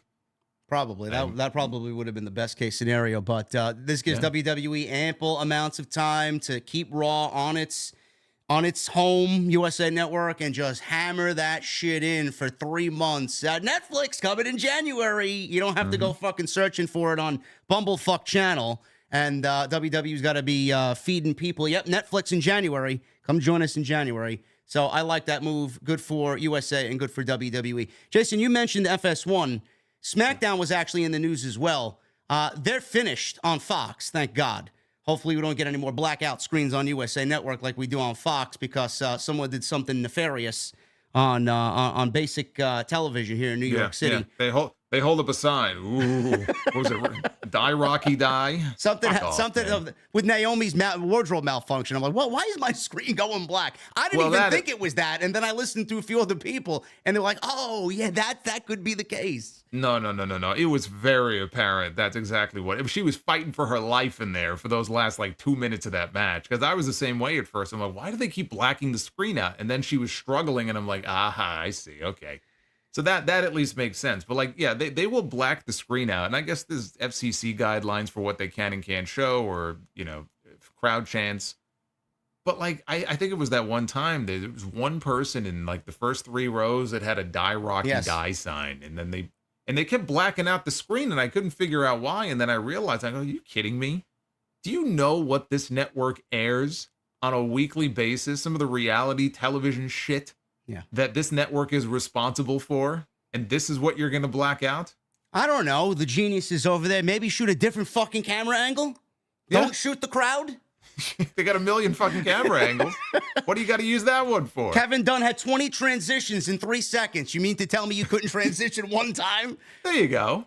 The one time they could actually do that shit where it would make sense, and they don't do it. SmackDown, they're moving off Fox, thank God. One of the great things about Raw moving to Netflix, I can't wait for a nice bullshit or just a nice mild cuss word to be thrown out on television. So you want The Rock back? Basically, yes. You just had 3 months of that, for God's sake. You make it sound like we haven't had a cuss word on WWE television in 10 years. Becky said bitch last night. I think we're our stomachs are full after that one. Yeah, okay. SmackDown's moving to USA Network, but the thing is, Jason, WWE realized that Fox was going to end up preempting them to FS1 for a nice stretch of 3-4 weeks because of college football. So WWE is actually, USA Network is gladly taking SmackDown, and now September 13th instead of October is going to be the start date for SmackDown on USA Network. I mean, that's not as big as Raw getting a $25 million contract for 3 months, but it definitely helps alleviate us fans from having to deal with Fox anymore, as SmackDown's now moving to the USA Network. So USA Network's going to have Raw and SmackDown on the same network Monday and Friday for at least 3 months. Do you remember what the main event was for that first Fox SmackDown?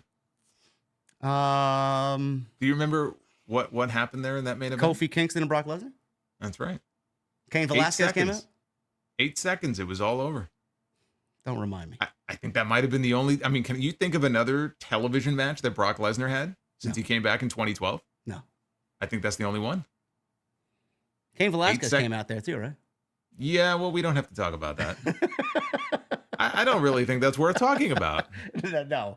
And then he had a 2-minute match in Saudi Arabia. Don't even remind me. Yeah. I think that's what soured us on the Saudi shows, honestly. Shit like that. It's gotten a little bit. It's gotten a little bit better. I understand some people's beliefs might not line up with you wanting to watch a show with, WWE going over there, but the shows have gotten a little bit better, honestly. No, the shows it's like night and day compared to the early Saudi shows. I mean, they created their own Royal Rumble, and it's like they kind of created their own little world. But now, they've had a number of really good shows that they've done there. Like, they're more important now than they were at the beginning. And it's been, I mean, when did that start? 2018? Yeah. So, it's been, 5 years? 5 years? Yeah, they got 5 more to go. So that is the WWE television side. SmackDown, Raw on USA Network. NXT is moving to the CW. Nothing as far as changing days. Raw will be on Monday, Friday, SmackDown, and NXT, theoretically, I guess, will be on Tuesdays. There were rumors and some discussions that I had previously with Drew when he was on the show and on my own that Raw and SmackDown might be back-to-back days. Monday, Raw, SmackDown, Tuesday. I think that would be... I mean, I don't know how it would be for us. I mean, we'd have to switch to Thursdays, but I think it's fine where it is right now. I know a lot of people are kind of iffy on wrestling being on Friday. I don't know how you feel about that. I don't really give a shit one way or another, but NXT, I'm glad we kind of removed that from our content schedule, so it doesn't really bother me that Monday and Friday are the only days that we have to cover. Yeah, I think at this point, at least for me, I'm used to the Friday shows. So it doesn't impact me. And as far as me personally, it doesn't impact my schedule in the way that maybe it did years ago. Yeah. So I'm used to it by now. The Monday, Tuesday thing, I don't know. I kind of feel like you want to have some separation between the two shows, whether it's Monday, Thursday or Monday, Friday. If they were to keep it the same, I don't know that they're going to want, frankly, I don't know why they would want to keep SmackDown on Fridays. I don't think that's probably the best night for them. Thursday's a good day. Thursday would be a good day. So to me, that would make sense. But I could see where logistically it might make more sense. But that would only be if they run the shows from either the same city or nearby cities. Yeah. Then I could see logistically, as far as their production, I could see maybe that would be a lot easier for them. But that's for them to worry about. I'm more worried about what's easier for me. Yeah. So, Friday. You selfish, greedy bastard. I am. Hey. I embrace it. It's a badge of honor right here, man. That's what I'm worried about. How is this going to affect me? You should feel the same way. How is this going to affect you? I do. I love being selfish when it comes to that type of thing. Love it. Well, look, I mean, there's so much content now. There's so many hours of it. We have to consider it. Yeah. You know, you have to think about, okay, how is this going to affect our schedule as content creators? And there's so many of them now. But again, I could see logistically where Monday, Tuesday would be something they might prefer. Yeah, I could see that. But right now it's staying the same. Obviously, things could change in the future, but right now everything's just basically going to be the same, except Raw's going to Netflix, and USA Network will still be a home for WWE, CW getting NXT. One thing that will be changing, according to Dana White, if he is to be believed, is that WWE PLEs will be moving back to Sundays. This is a no-no for me. I much prefer Saturdays. This is the TKO branded weekends that are being discussed right now. He says, because UFC had Fight Night in St. Louis this past weekend, when asked about plans for UFC and his Power Slap promotion to host events over the weekend, the same weekend. Have you seen any of that shit? Yes, I have. It's disgusting. I don't know how anybody enters that profession and says, hey, man, I'm a Power Slap competitor. Yeah, I'm just gonna get smacked in the fucking face. This is great. Yeah. I don't know why it's a thing. I don't know why it's still in existence, but here we are. White shared this news about a change potentially for WWE Premium Live events. He says, we already have those dates set up right now where Power Slap goes on Friday, UFC goes on Saturday, and then you're going to see Friday Power Slap, Saturday UFC, and Sunday WWE. You'll start to see that stuff too. He says, we think the ticket sales are reflective of that success. We have a big audience coming out of Saturday and a big gate to go along with that, end quote. The only thing I could possibly think of, Jason, here is, and it's not, I don't think it's going to be for every PLE. I don't think it's going to be for every PLE that WWE has. I could see it being something that WWE does with the Big Four or the Big Five. But I could see them making not only these events, destination locations. Obviously it's going to up the site fees for these shows. For example, if WWE wants to bring Royal Rumble to New Orleans and they want to coincide that with a UFC 300 something on Saturday and then a Royal Rumble on Sunday, the site fees for that are going to be increased, and WWE's going to make more on the back end.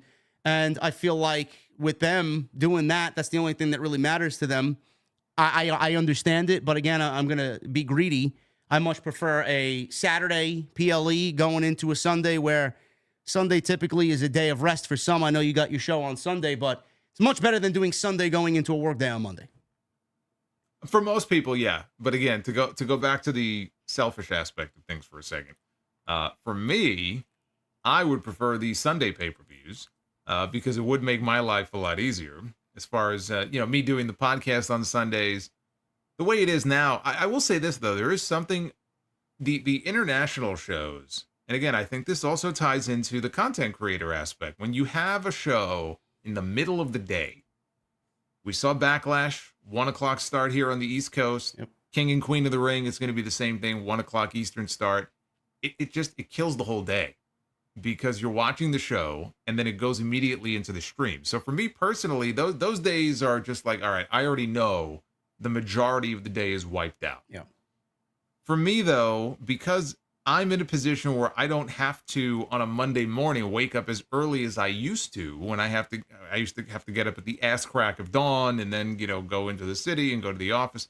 I don't have to worry about that anymore. So for me, it's not really an issue, and I can do my show. I can do predictions on a Sunday, watch the show on a Sunday night, which, by the way, most of the AEW pay-per-views are on Sundays. So how would that affect AEW? Yeah. Right? They may be forced to run more Saturday shows, and that might be up against a big UFC show. So that could affect them also. Me personally, though, I'm gonna differ. I'm gonna break with you on this, and I think I would actually prefer the Sunday shows. But I don't mind the international shows necessarily being in the middle of the day, even though it does take up most of it. Because there are a lot of people who are able to watch those shows and then even tune into, like our streams, who will say, oh, I never get to catch you live. Yeah. I'm going live at 4:30 in the afternoon on a Saturday. They're like, oh, I I never get to catch you live, and now I could tune in live, and it's almost like I get this whole new audience, which is kind of cool. So I don't mind them doing the international things here and there. It's not every month. But like you said, I mean, if they do this, and Dana White is plugged into the upper management here of TKO, so I'm sure he knows what's going on. He knows what's being planned. It's not going to be every month. I mean, they're going to have, like you said, it could be a destination weekend. It could be 4 times a year. Yeah. Or 5 times a year. And I don't think it's going to be that big of a deal. If it was every month, that might be different, but it's not going to be that often. Could you see WWE and UFC doing this model internationally? For example, we go to, let's go to Scotland. We got Clash of the Castle coming up, or Toronto even for Money in the Bank. Do you see WWE potentially doing international weekend destination shows with UFC on a Saturday and then WWE on a Sunday, where it happens 1 o'clock in the afternoon for UFC and then 1 o'clock in the afternoon for WWE? You think that could happen internationally? Yeah, of course. I don't see why not. Like you said, it all comes down to money. And a lot of these international locations are willing to spend big money to bring these big events in. We see it with Saudi. I mean, they're bringing in all kinds of events and they're paying top dollar. I mean, they want to bring the Royal Rumble and WrestleMania to Saudi Arabia. So money talks. And I think that the more you have these international locations willing to put down big money to bring in these big events, you're going to get a lot of synergy here, because these two companies are now under the same corporate umbrella. So we knew that when this Endeavor deal went through, we knew that this was the future. We knew that this sort of thing was going to happen. Whether it's international or domestic, I don't think it matters. I think if there's money to be made, they'll do it. It's going to be very interesting to see. Dana White, I don't really take him to be a bullshit artist. He says something and he kind of just blurts it out. He doesn't dance around the topic like some people do. I thought for a second there you were going to ask me if we were going to get like a Forbidden Door type thing with WWE and UFC. I'm like, what the fuck are you? No.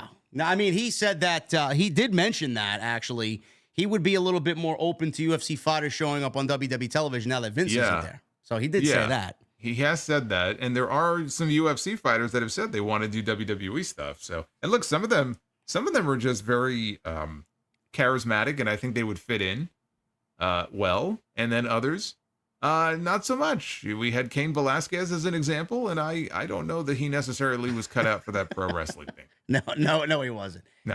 Although a handful of names that would probably be ripe for WWE. Other than that, I don't give a shit. Yeah, no, he did do some lucha libre though, and apparently he wasn't too bad at it. But I think that, I think he's better off leaving that alone. Shifting gears to start times to pay-per-view. This was also in the news too. We won't spend too much time on this because I think everybody is in agreement here. WWE used to air their shows at 8 p.m. The now new agenda is for WWE to air their shows. Actually, no, I'm sorry. I had misread this all wrong. Now I'm disappointed. WWE is airing their pre-shows right now, currently at 7 p.m. and the main card starting at 8 o'clock. The timing was standard up until a few years ago when the start time for the main card was moved to 8 p.m. Nick Khan now wants to start the shows at 7 p.m. All right, so I'm not disappointed anymore. 7 p.m. is the right way to go about it. It was always the right way to go. How many of those old fashions have you had? I don't know. I'm almost done here. Jesus. Yeah. 7 p.m. is the new start time for pay-per-views. There you go. Talking about me and the Stoli last week. This guy doesn't know what he's saying. Mixed up my notes. 7 p.m. is the start time for PLEs. I think that's the right move. Main card starting at 8 o'clock. Again, we've mentioned being selfish and greedy. 8 p.m. ending at 11:30, and then going live till about 2 o'clock in the morning. We do it because we have to. I don't really like it.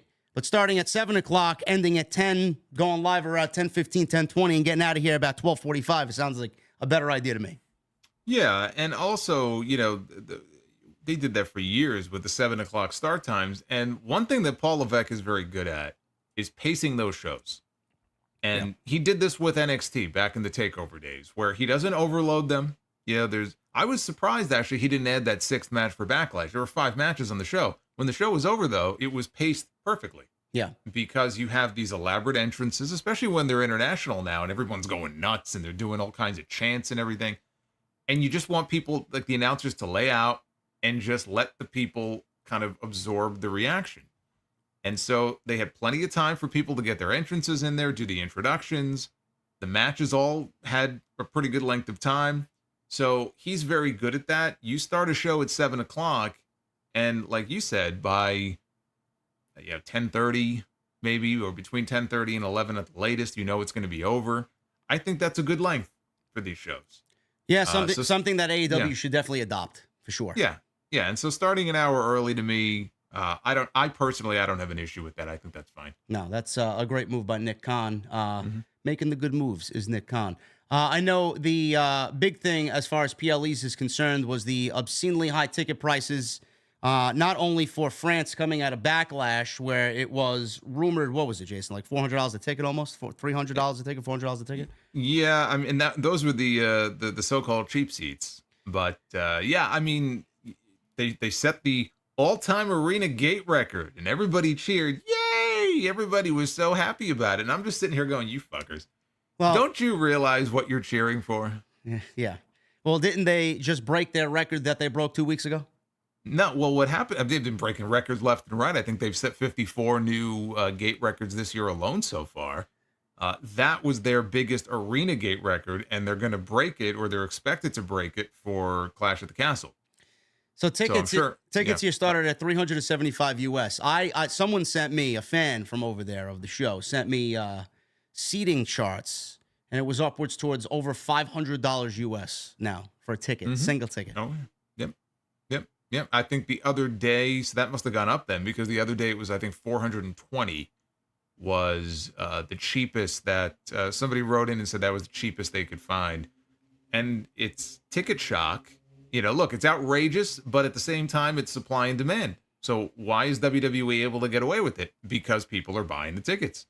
Now, if as we get closer to the show, the tickets aren't selling as well, what's going to happen? They're going to slash the prices, right? I think this is what happened even in Cardiff for the first Clash at the Castle. It was a similar situation.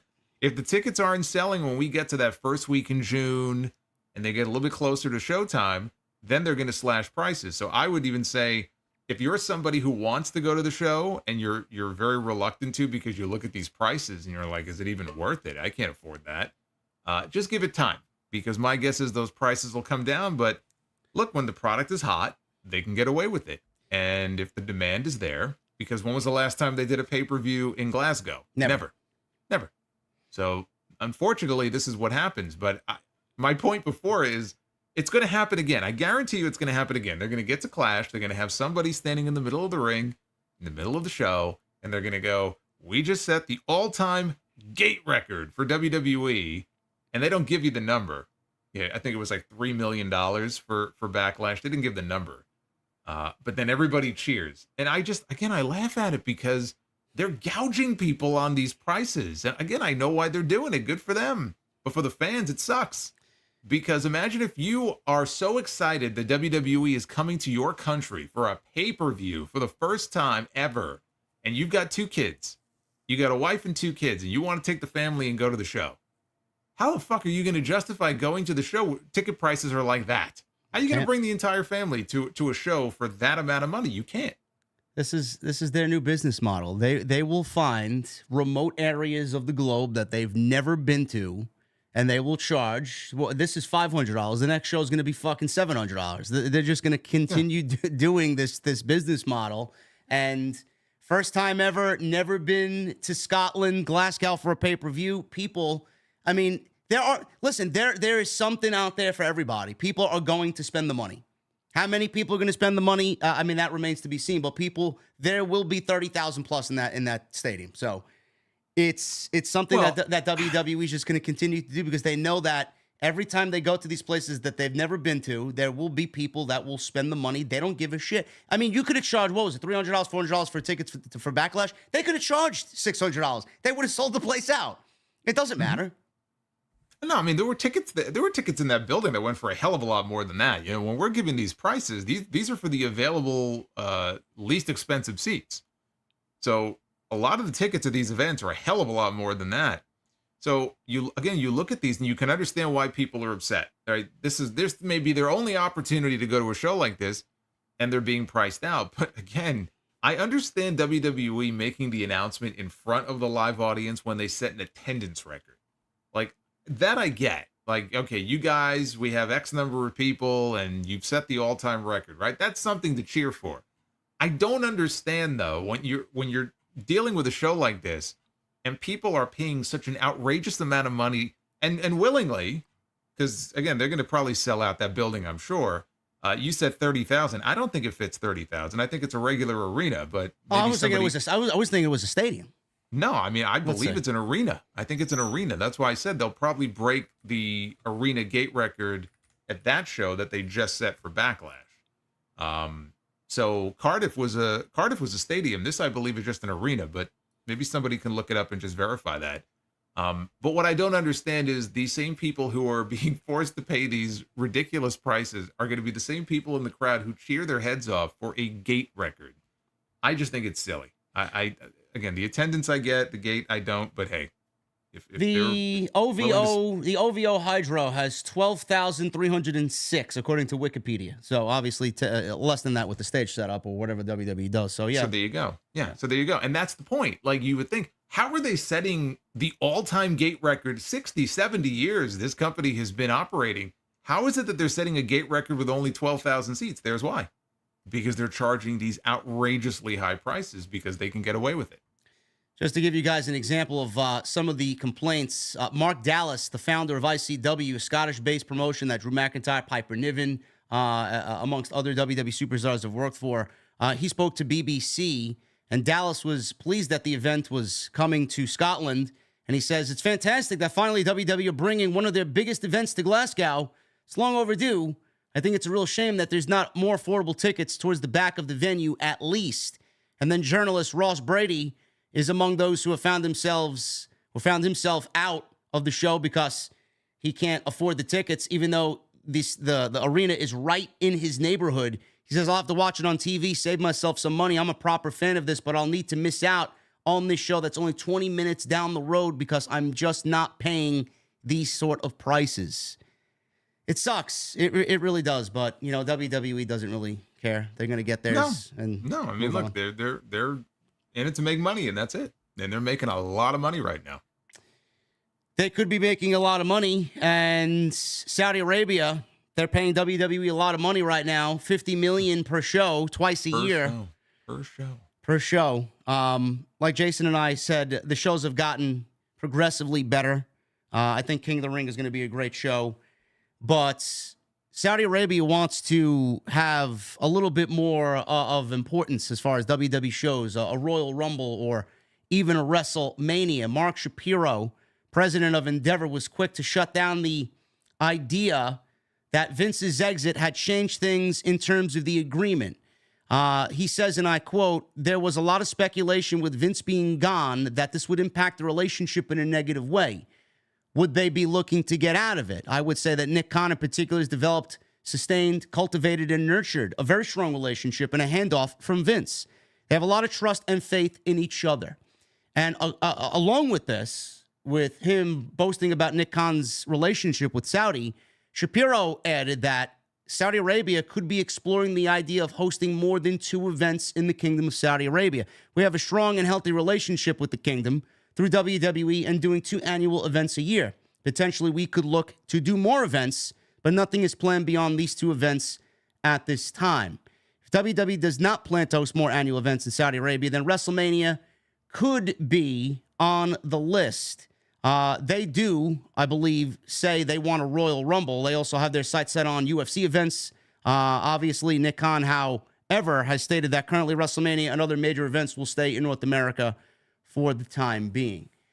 It's going to be weird, Jason, to even talk about the discussion of bringing WrestleMania over there. I don't know how that's going to factor into what WWE does with Saudi Arabia, but I mean, I may have a little bit of a hot take here or a little bit of a controversial take. I don't want those shows in Saudi Arabia. Royal Rumble, WrestleMania, I don't want to see that show over there because one time or another, WWE's boasted about, especially under Vince McMahon, WrestleMania-like atmosphere and all that nonsense when the shows happened over there under the Vince regime.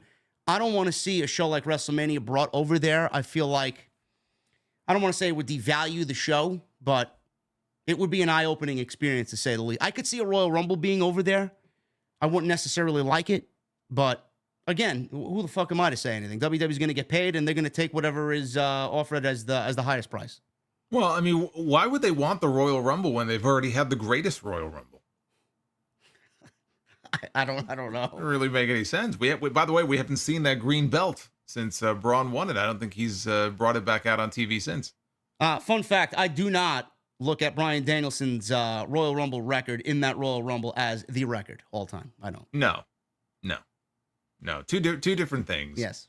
I just think it's hard for me to imagine doing WrestleMania weekend there, just because you think of all of the events, all of the independent promotions that piggyback off WrestleMania every year, and everybody descends on the host city. Yeah. And there's all kinds of events. And so you wouldn't have that, because a lot of those promotions and smaller groups, they're just not going to be able to, they're not going to be able to go over there and host an event. So what would WrestleMania weekend look like compared to what it normally does? It would just be very different. It would be weird, to not have all of those different things going on and only have some WWE stuff and probably not anything else. Wouldn't even feel necessarily like a WrestleMania weekend. No. But do I think they're going to get some bigger shows in the future? Even if it's not Mania, it could be a Rumble, it could be a SummerSlam or something. Yeah, I think they will. And they're really turning it into this big, entertainment hub over there. They're bringing in UFC events and boxing events and all kinds of sporting events. It's part of this big initiative that they have over there. So yes, I think we are going to see some bigger shows there. It's just hard for me to imagine WrestleMania ending up there, just because, I don't know. I just kind of feel like taking WrestleMania and committing it to Saudi, for 2 nights. I presume it would be 2 nights like it always is. When you have all of these other things that are usually going on that week, and even just the logistics of it. I mean, look at how resistant they have been to bringing a major show outside of North America. You'd have to go, you go all the way back to SummerSlam in 1992. Okay, if you think of the big four, think of the Rumble, WrestleMania, SummerSlam, and I guess Survivor Series. Would you consider it to be one of the big four? It's debatable. It's debatable. I think Money in the Bank probably took the place of Survivor Series a while ago. But there's a reason why Rumble and Mania have never been held outside of North America. Take whether it's Saudi, whether it's the UK. And by the way, if Saudi gets WrestleMania before the UK does, I think those people might riot. I think they might have a meltdown, because how long have they wanted a WrestleMania for? Forever. If they finally bring WrestleMania outside of North America somewhere, and it's anywhere but the UK, they're not going to be very happy about that. I'm thinking about it, and I don't really, I'm not a business major or anything, but the economic impact that we all know that WrestleMania makes on a specific city, I don't necessarily think that's fair to take that away from some of these cities that could use that help. I'm also thinking of the talent in this perspective, like WrestleMania week. It's not just a weekend; it's a whole fucking week. We have all week. We got SmackDown, we got the Hall of Fame, we got WrestleMania, 2 nights, Monday Night Raw. You're asking the talent to be over there when they don't necessarily even want to be there for one fucking show. They're on the plane right after the show is over. You're asking them to be there for more than a week, per se. So it's like you're asking a lot of the talent. And WrestleMania weekend, with everything that they have going on, then you're asking them to get on a 17-hour flight to go, 18-hour flight to go back home and then resume normal touring schedule here back in the States. It's like, holy shit, like that's ridiculous if you're one of the talent. Well, that's another consideration to keep in mind. It goes back to the logistics of it, because you've got Raw the very next night. Yeah. So would they hold Raw in Saudi Arabia and just keep them there for an additional day or two? They would have to. I don't see how they would be able to do it otherwise. You'd have to extend it at least out to Monday. And let's just game this out and say that if what we were talking about before ends up coming true, and they end up doing Raw on Mondays and SmackDown on Tuesdays with their new networks, well, then it's Raw and SmackDown. Yeah. So now what do you spend? You're spending 2 weeks over there? And then the time zone difference and everything. Again, it's easier for them to get away with doing shows like this now with Peacock and the time zone difference, but they still have not taken these shows outside of North America. It's just hard for me to imagine them taking their biggest event, just from a logistical standpoint. I feel like it would, for some of the people that work there, it would be a nightmare. I just don't see Mania getting it, but I could see one of the other shows getting it. Yeah, again, it's in discussion. There may be an additional show over there. Nothing too crazy to get upset over right now. But we got King of the Ring coming up at the end of the month. Again, I'm not really in favor of a WrestleMania being over there. Just it breaks the norm of what we usually know of WrestleMania weekend. So we'll see what happens. Money talks, and WWE loves money. So we'll keep an eye on that. One thing it would be interesting is, again, I mentioned the time zone difference. I remember like WrestleMania 10, for example, started at 4 o'clock in the afternoon. So it's kind of unique to think that you would have an early start, and it would be even earlier if it was WrestleMania now. You'd have WrestleMania starting at 1 o'clock in the afternoon. It would be weird, to have a major show like that getting an early start. I think we're so used to it with these international shows that they do, but none of them are WrestleMania. So it's just hard for me to fathom that. Detroit is not getting a WrestleMania, according to rumors. Detroit was in the running, and then there was a report that debunked that. Detroit Sports Commission denies plans to bid for WrestleMania 43, so it's not coming to Detroit. Right now, we are lined up for Vegas in April. Minneapolis, we would presume potentially the next year. Other cities. No, I don't know about that. You don't think Minneapolis is in the running anymore? No, I don't think they are. I think they're in the running for a WWE pay-per-view, but it was interesting, and I forgot the person's name, but somebody who works on the board there, whatever board that is, tourism board, made the comment. They said, okay, well, WrestleMania is not coming to Minneapolis next year, but we hope to be able to bring a WWE event to Minneapolis in the future. And I thought that was notable that they said a WWE event. They did not say, hopefully we can bring WrestleMania here another year. They didn't say that. So my guess is with this new regime, they have their sense of where they would want to run a WrestleMania and where they would not want to run a WrestleMania. Could Minneapolis get a Rumble? Could Minneapolis get a SummerSlam? Absolutely. Do I think they're in the running for WrestleMania? I don't. Do you think Nick Khan is really kind of dead set on WrestleMania being in nicer weather? Is that the thing? Because some people were telling me that Drew's from Minneapolis. He said that it was warmer in Minneapolis than it was in Philadelphia. Now, that's not going to happen every year, but is that a potential that he wants to put it in a Tennessee or Orlando or Atlanta, warmer weather? Mm-hmm. Or New Orleans or someplace like that? Yeah, I mean, the stadium in Minneapolis, is that an indoor stadium? I'm not sure. I think it might be. So, I mean, as far as the event itself, it might not even matter if it's an indoor stadium. But just, I think, climate aside, I just think in terms of some of like the marquee value of some of these cities, and is it a vacation destination? Is it a tourist destination? I think that might be their line of thinking now. They want to go to these bigger cities that are more attractive for people to want to pay to fly in and maybe make a vacation out of it, make a weekend out of it or a week. So I think for that reason, more than climate or anything, I would think that Minneapolis may be out of the running. But I know he is adamant about not running in the Northeast in early April, which I'm with him on that because I think that's crazy. I think it's just too risky to do that.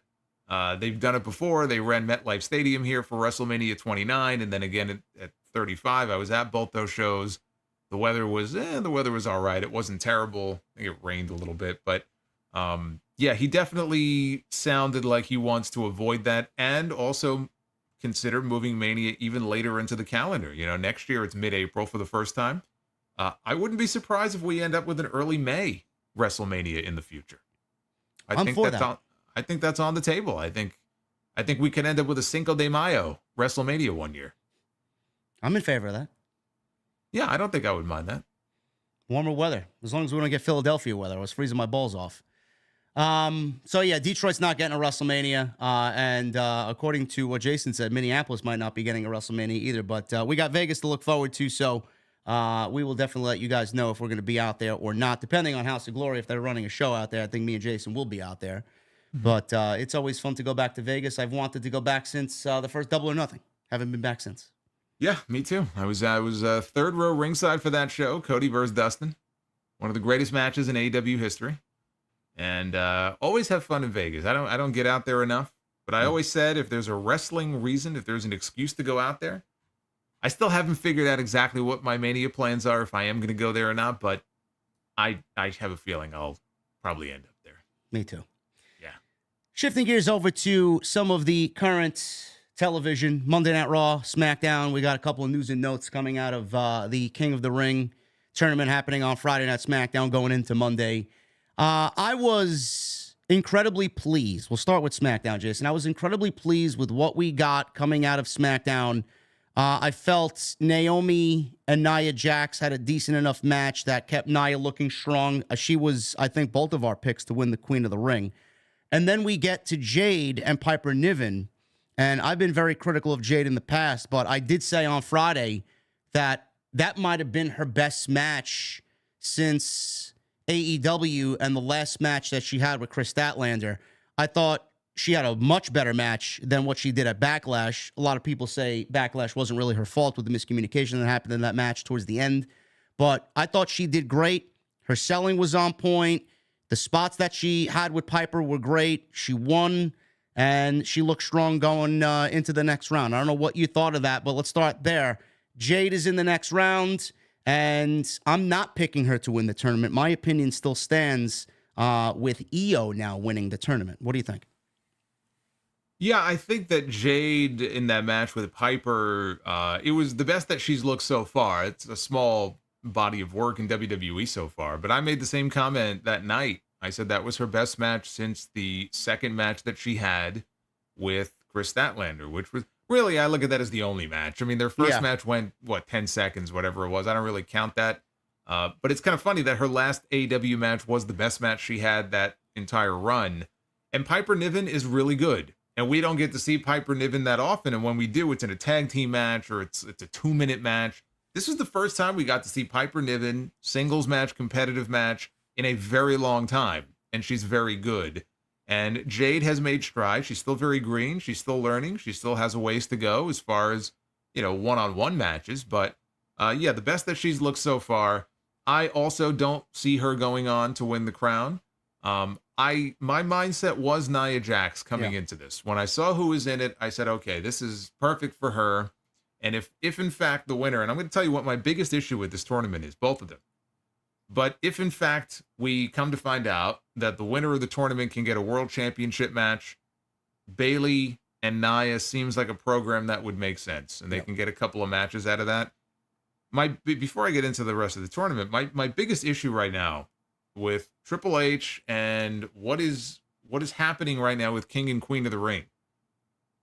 This pay-per-view, this PLE, is next weekend, not this coming weekend, the following weekend. Okay, so we're already headed into the semifinals.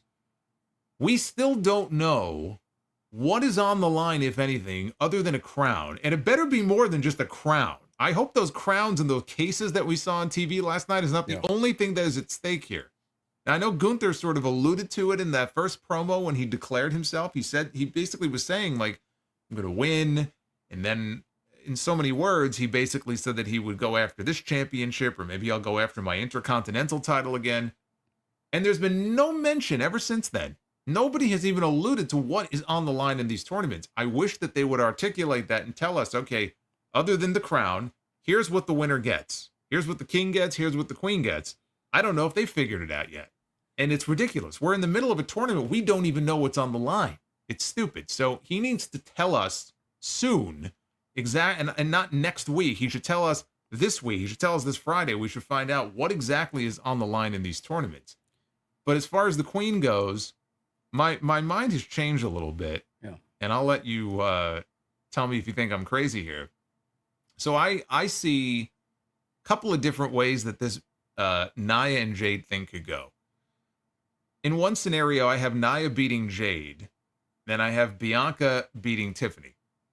And then I have Bianca beating Nia in the semis. Because now we know we don't know, but it's very likely going to be Io Sky going to the finals. Yeah.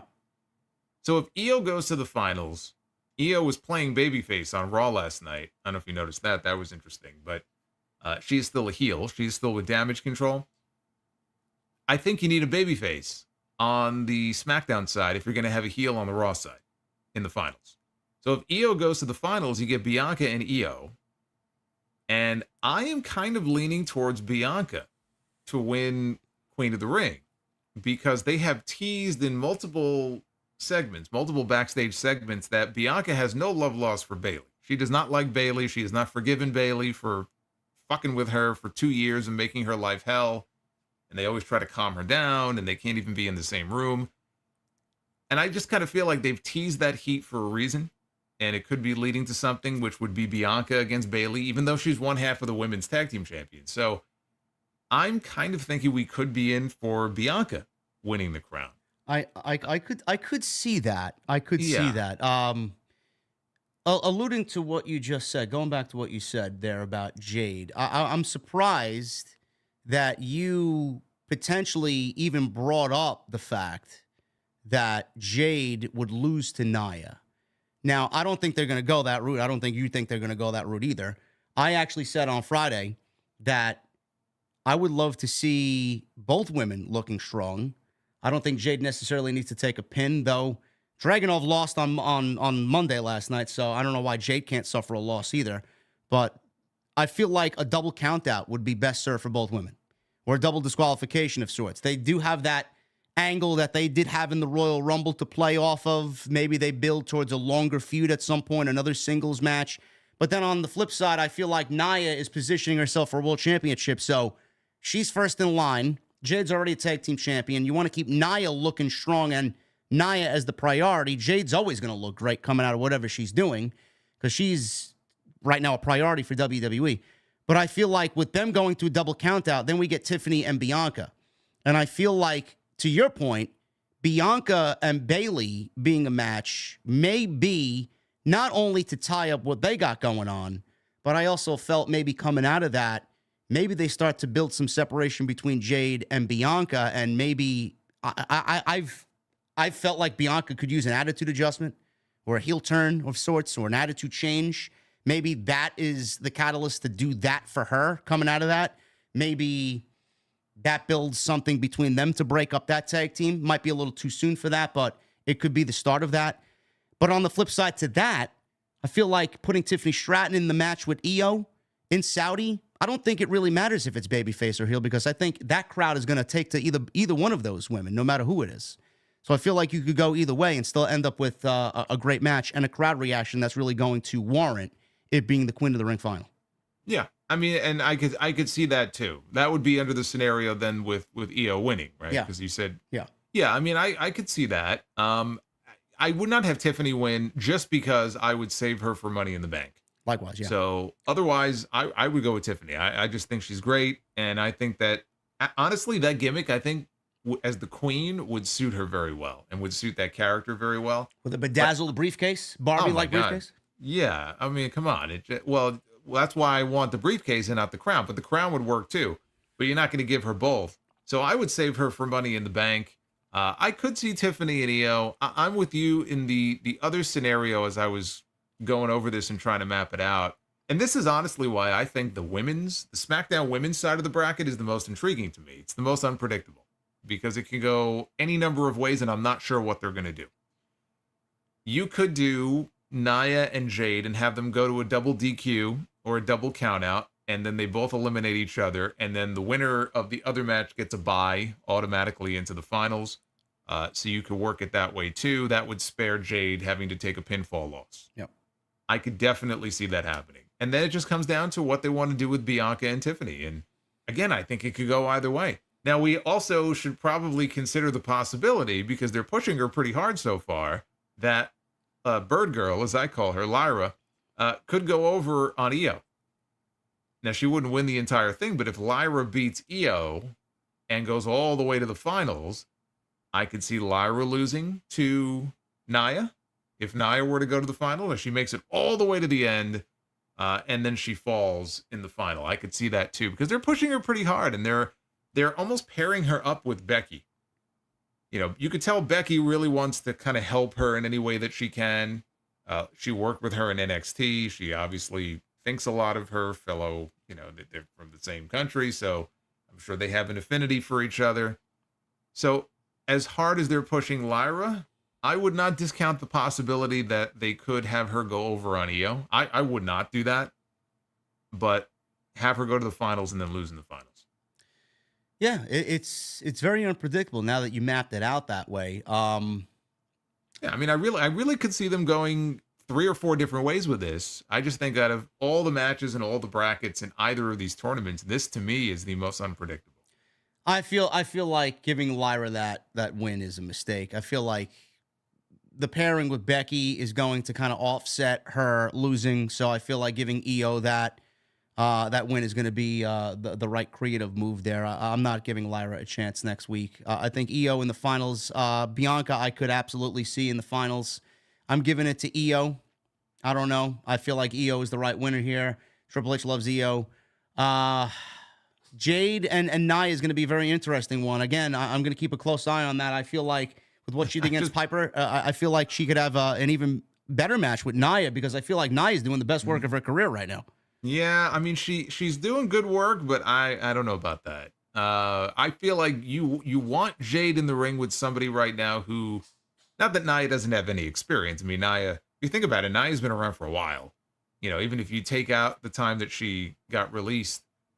So I don't want to say that she's not like a rookie, but I feel like you would want Jade in the ring with somebody who has more experience and can really help kind of guide her in a way that I don't know that Nia will be able to, and still maintain, you know, Jade able to go in there and look like $1 million. I mean, she always looks like $1 million, but it's important to just hide whatever weaknesses she still has.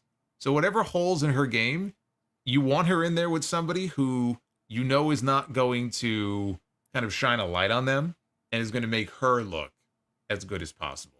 I don't know if Nia is the best person for that or not. Piper Niven did a good job of it last Friday. I think there are other people certainly on that roster who could do that.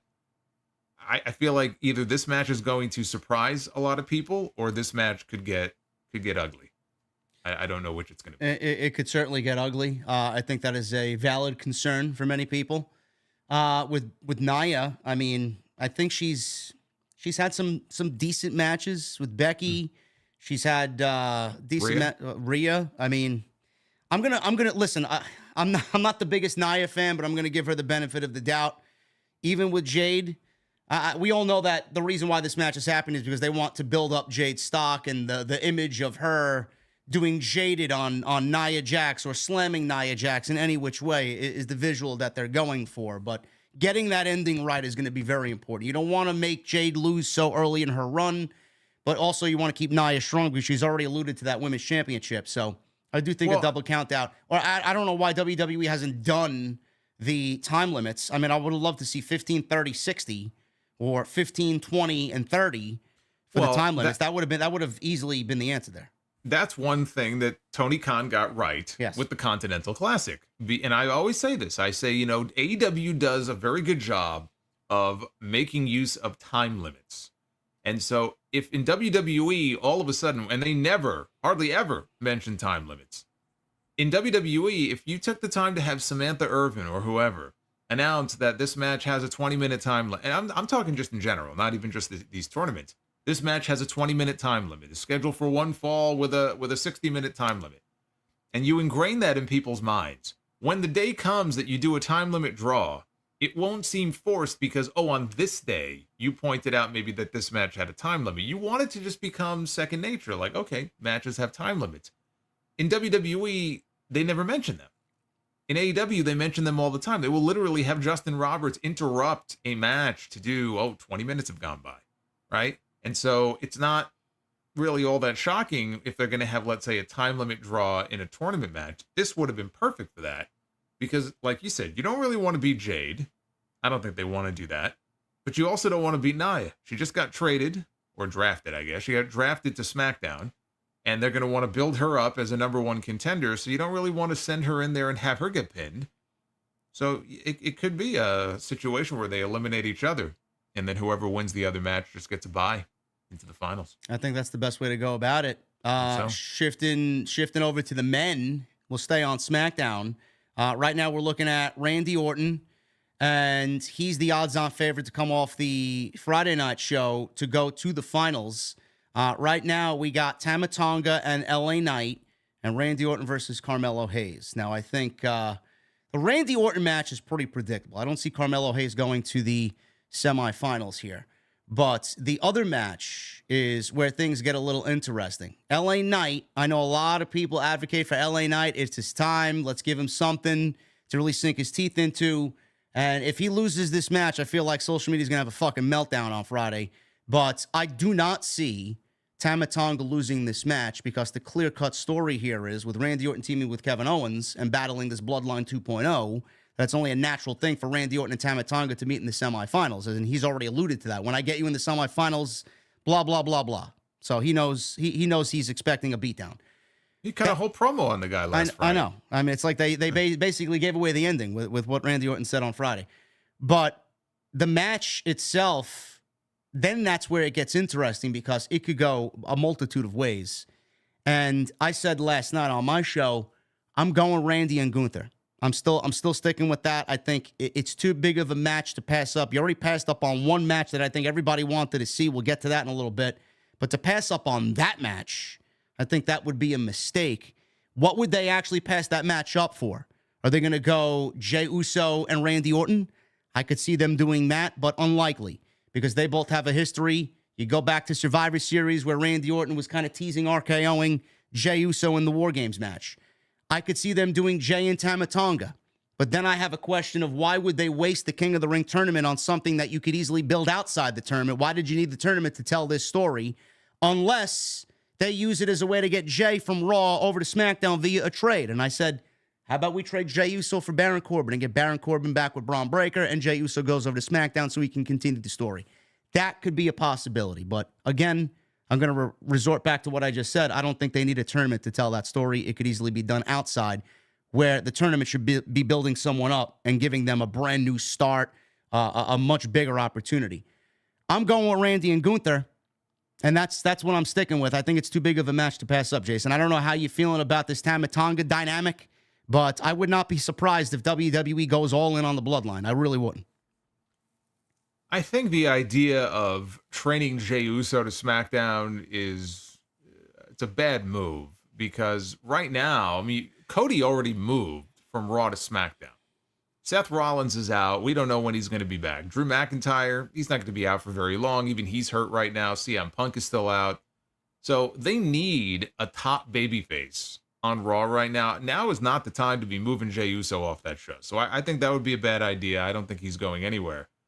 I'm with you in that I see Orton and Gunther as the final, with Gunther going over and becoming King of the Ring. And what I've pointed out is Gunther beat Sheamus last week, and he targeted the knee, and he put him in a half crab. He got him to tap out. And I thought, okay, that was kind of interesting that he beat him with that submission hold. And then on SmackDown, Orton won his match over AJ, but he was selling a knee injury. So I look at that and I go, okay, wait a minute now. Now it's starting to come into focus here where this may be going. Now he's got 2 more matches that he would have to get through. He's got to beat Carmelo Hayes, which he'll do. And then I think it'll end up being Orton and Tama Tonga in the semifinals. So the key is going to be to watch and see if Orton continues to sell the back, the surgically repaired back, or if he sells the knee. I think those things may be setting that up on purpose for a match with Gunther. So when Gunther beats him, it's one or both of those parts of the body that he'll target. And he may beat him with the same move. He may beat him with the half grab. So I feel like these things are being done for a reason. And we could be setting up for that finish in that match. And then Gunther goes over, and I think that's the correct finish. And then we just have to wait and see what he actually wins. Because, again, they haven't fucking told us yet. That's a good observation. I didn't really think of that until you mentioned it, because he beat Kofi last night with the single leg crab too, didn't he? Well, he beat him with a Boston crab, but basically the same move. And what did he do in that match? He targeted the back. Right? Yeah. He targeted the lower back. So Randy Orton, you have the knee that he was selling last week, and he also has the surgically repaired back. So take your pick. It could be one or both. But I think that it just seems to me that may be the story that they're building towards there. So that's how I see that playing out. I'm with you. I don't think you need to do Jey and Tama as part of the King of the Ring. I think you can always get to that in some other way outside of it. Whether Jey gets traded later on, because again, I wouldn't do that right now. Jimmy, I don't know what his injury is. Apparently he has a real injury, and I don't know how serious it is. I don't know when, we may get him back, and then the story can progress from there. But to me, the King of the Ring is a little bit easier, I think, to predict than the Queen of the Ring is. We have, so the match is coming up this upcoming Monday. You want to get into what those semifinal matches are? Yeah. A lot of people were upset about last night's show. Jey Uso was in the main event against Ilya Dragunov. I know a lot of wrestling enthusiasts, including myself and Jason, wanted to see Dragunov and Gunther. Dragunov made a name for himself in WWE with the work he did in NXT and the feud that he had with Gunther. He was one of, how many people beat Gunther? Two people? Well, Braun Breaker. Braun Breaker. Yeah, well, I mean, I don't count that. That's bullshit. That's bullshit. Well, I mean, still count. You can't say you don't count it. I mean, it fucking happened. That's Vince McMahon or Bruce Pritchard's NXT. I don't count that. No, okay, so you got to count it. You got to count Braun, you got to count Ilya, and Sami Zayn. Yeah. I think that's it. 3 people in Gunther's WWE career he's lost to. Dragunov made a name for himself in WWE with the work he did in NXT, and a lot of people were excited when he got called up to the main roster to see his name in the tournament, to see Gunther's name in the tournament. Got a lot of people excited because this match is something that people were really clamoring for on the main roster. We get to the tournament, and last night, Gunther beats Kofi Kingston, but Jey Uso beats Ilya Dragunov in what I consider I don't want to say an upset, but I do consider it an upset because Dragunov obviously was everybody's choice there. Jey Uso, the reaction that we got on social media, Jason, was, why Jey Uso? Triple H knows, can't book. His booking sucks. His creative sucks. Meanwhile, Jey Uso is one of the most over men in the entire industry. He's got the biggest entrance right now, WWE shoving down everybody's throat. He's a legit main event guy. He comes off like a main event guy. His in-ring work is very lackluster to me. I mean, it's very same old, super kick, fucking Uso splash, Uso this, Uso that, whatever. It's not very exciting. I feel like he needs to mix it up a little bit. It's very one-dimensional. But outside that, WWE is going to push him with the reactions that he continuously gets. So the fact that he won over Ilya is not really surprising. I would have went Ilya, but I want to start with this before we even dive into this topic. It was the right move, and that's something that a lot of people aren't going to agree with. The reason I say that is because I just don't see Triple H booking this match, which is one of the biggest matches he has coming off this show. He's not going to book this match in a random Monday Night Raw in Greensboro, North Carolina, riddled with commercials. When you got all these international shows coming up that are probably near and dear to both of these guys' hearts, where they're going to be, he wants to do it at a pay-per-view. He wants to do it under a bigger circumstance, maybe for a championship, maybe something bigger than the King of the Ring. He did it because he has a bigger plan in mind, and it's always going to fall in the lap of long-term booking. So going with Jey Uso was probably the right choice, and he's on the roster now for 3 weeks. Why do we need to blow through this match? Now, you're probably saying, well, I want to see the match. I think it would be a great King of the Ring match. It would live up to being King of the Ring. I get it. But the thing is, Dragunov, in my opinion, he's relatively new. The casual audience doesn't know him. You want him to be at least somewhere in the same stratosphere as Gunther when they meet for the first time. Let's develop his character. Let's give him a story. Let's give him a reason to go and wrestle Gunther. So, at the end of the day, I was all right with Jey winning because I know Jey's not winning the tournament. I agree with you, but I also feel like you could have absolutely have done the match next week. And I don't think it would have been a big deal. And here's why.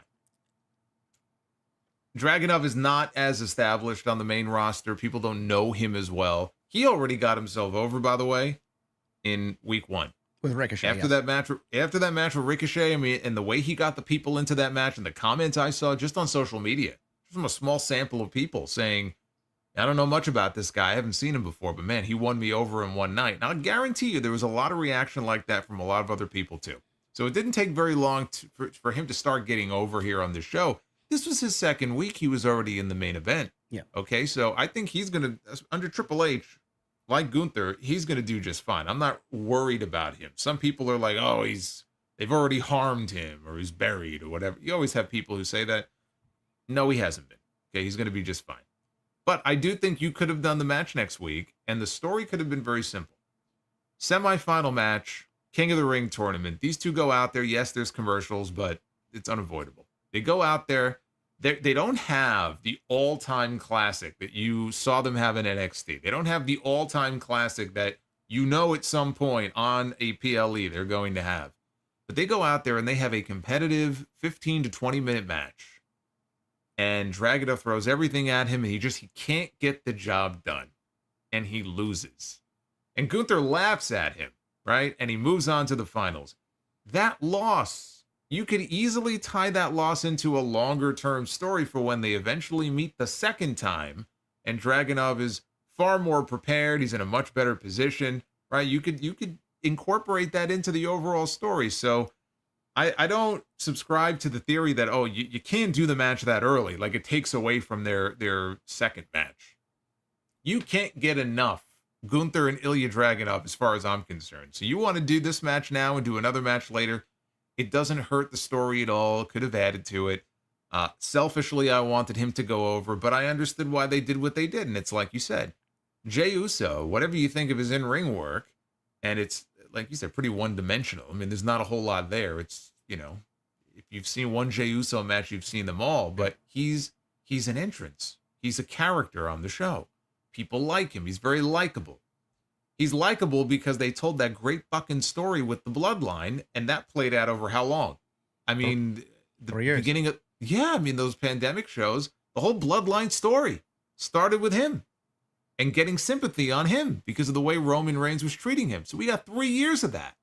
So of course, if you take the time to tell a great story like that and it works and it gets over, people will reward you for it. Look at the reaction he gets when he goes out there now.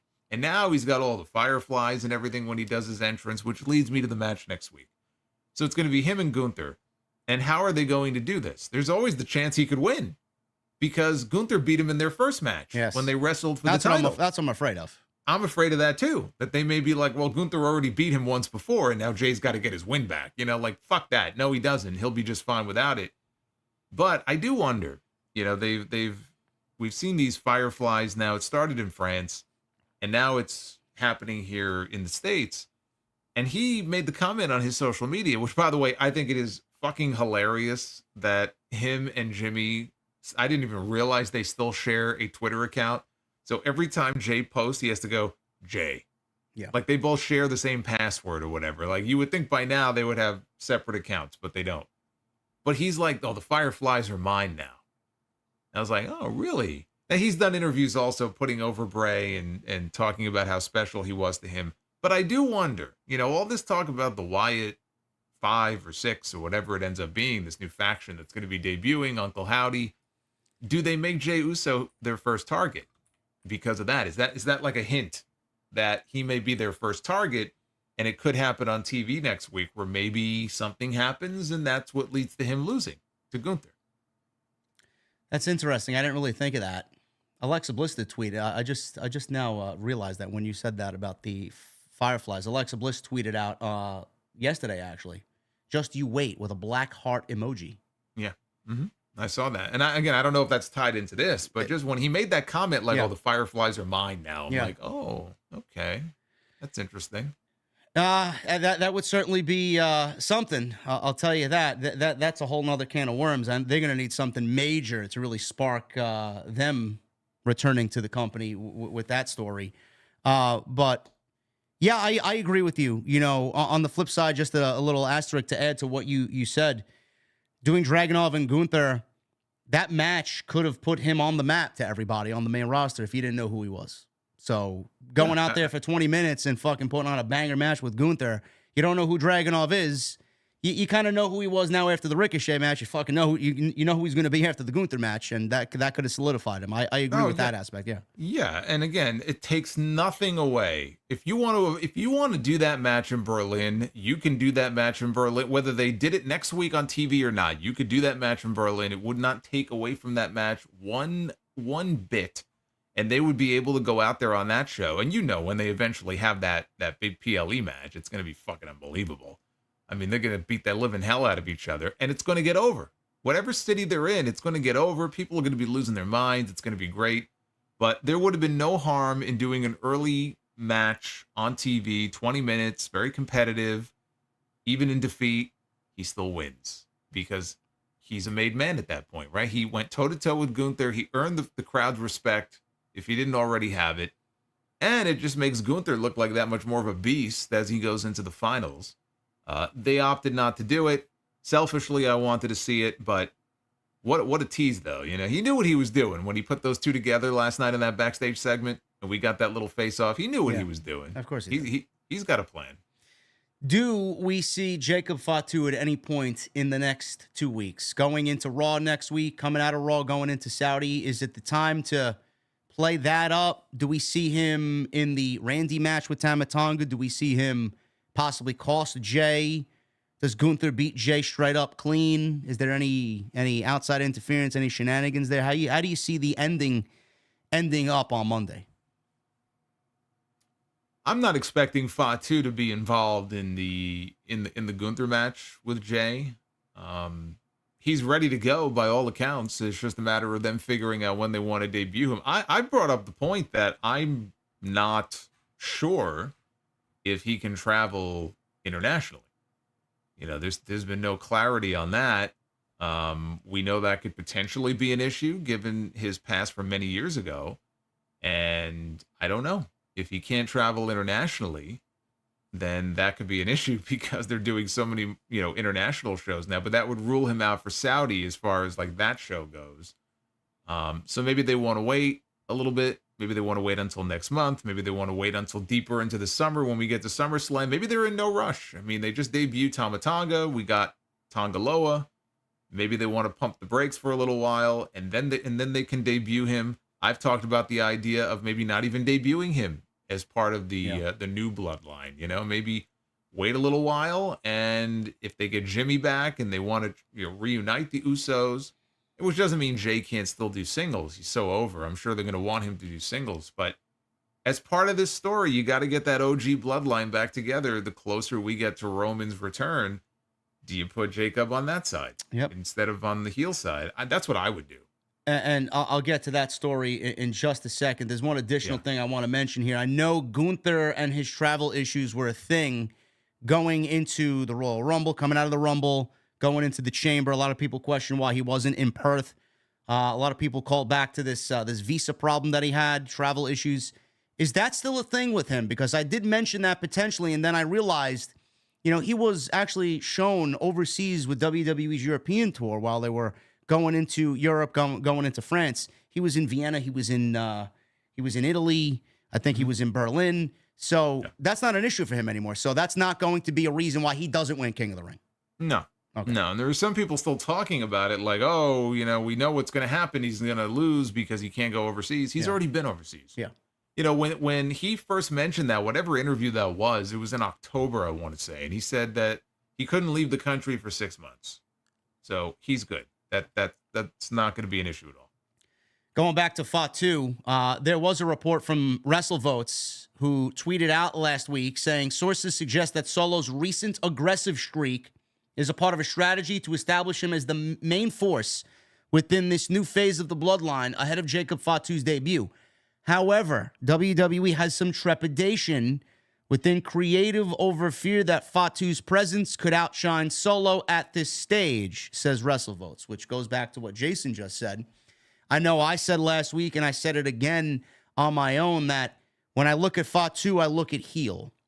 But Jason may be right in this case because you put Solo and Jacob Fatu in the same group, I'm not looking at Solo as the tribal chief anymore. That's just the fact of the matter. I mean, so the best case scenario is what Jason said. Fatu may actually come in and be put with Jimmy and Jay while they battle Solo and Tama Tonga and Tangaloa. So I don't know how he's going to debut, but even in that case, Jason, if he's on the opposite end, he's still going to outshine everybody anyway because that's what he does. And you and I know him, by calling a few of his matches in Hog.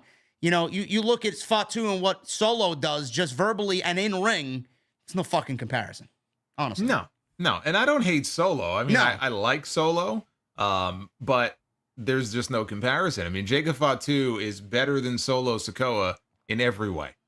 When it comes to just presence and in ring work and promos, and he's just fucking great. And there's a lot of people that aren't familiar with him. They didn't see him maybe in MLW. who I think are going to be in for a treat when they finally do see him. And like JD said, I mean, he was in Hog for a while. He was our world champion. So we got to see him in there with a lot of different people, and he would come out and there was just a presence about him. And I don't look at him as a follower. I look at him as a leader. And that's kind of the role he was in MLW and the whole Contra unit thing and everything. So it would be difficult for me to see him kind of stand by and let Solo play the role of boss when this guy looks like a boss. Yeah, you can play boss, but like, do people buy into you as being the boss? I mean, they're trying with him right now. They gave him a harder edge. You know, now he's wearing gloves. I guess that's supposed to make him look tough. Now he's got gloves on.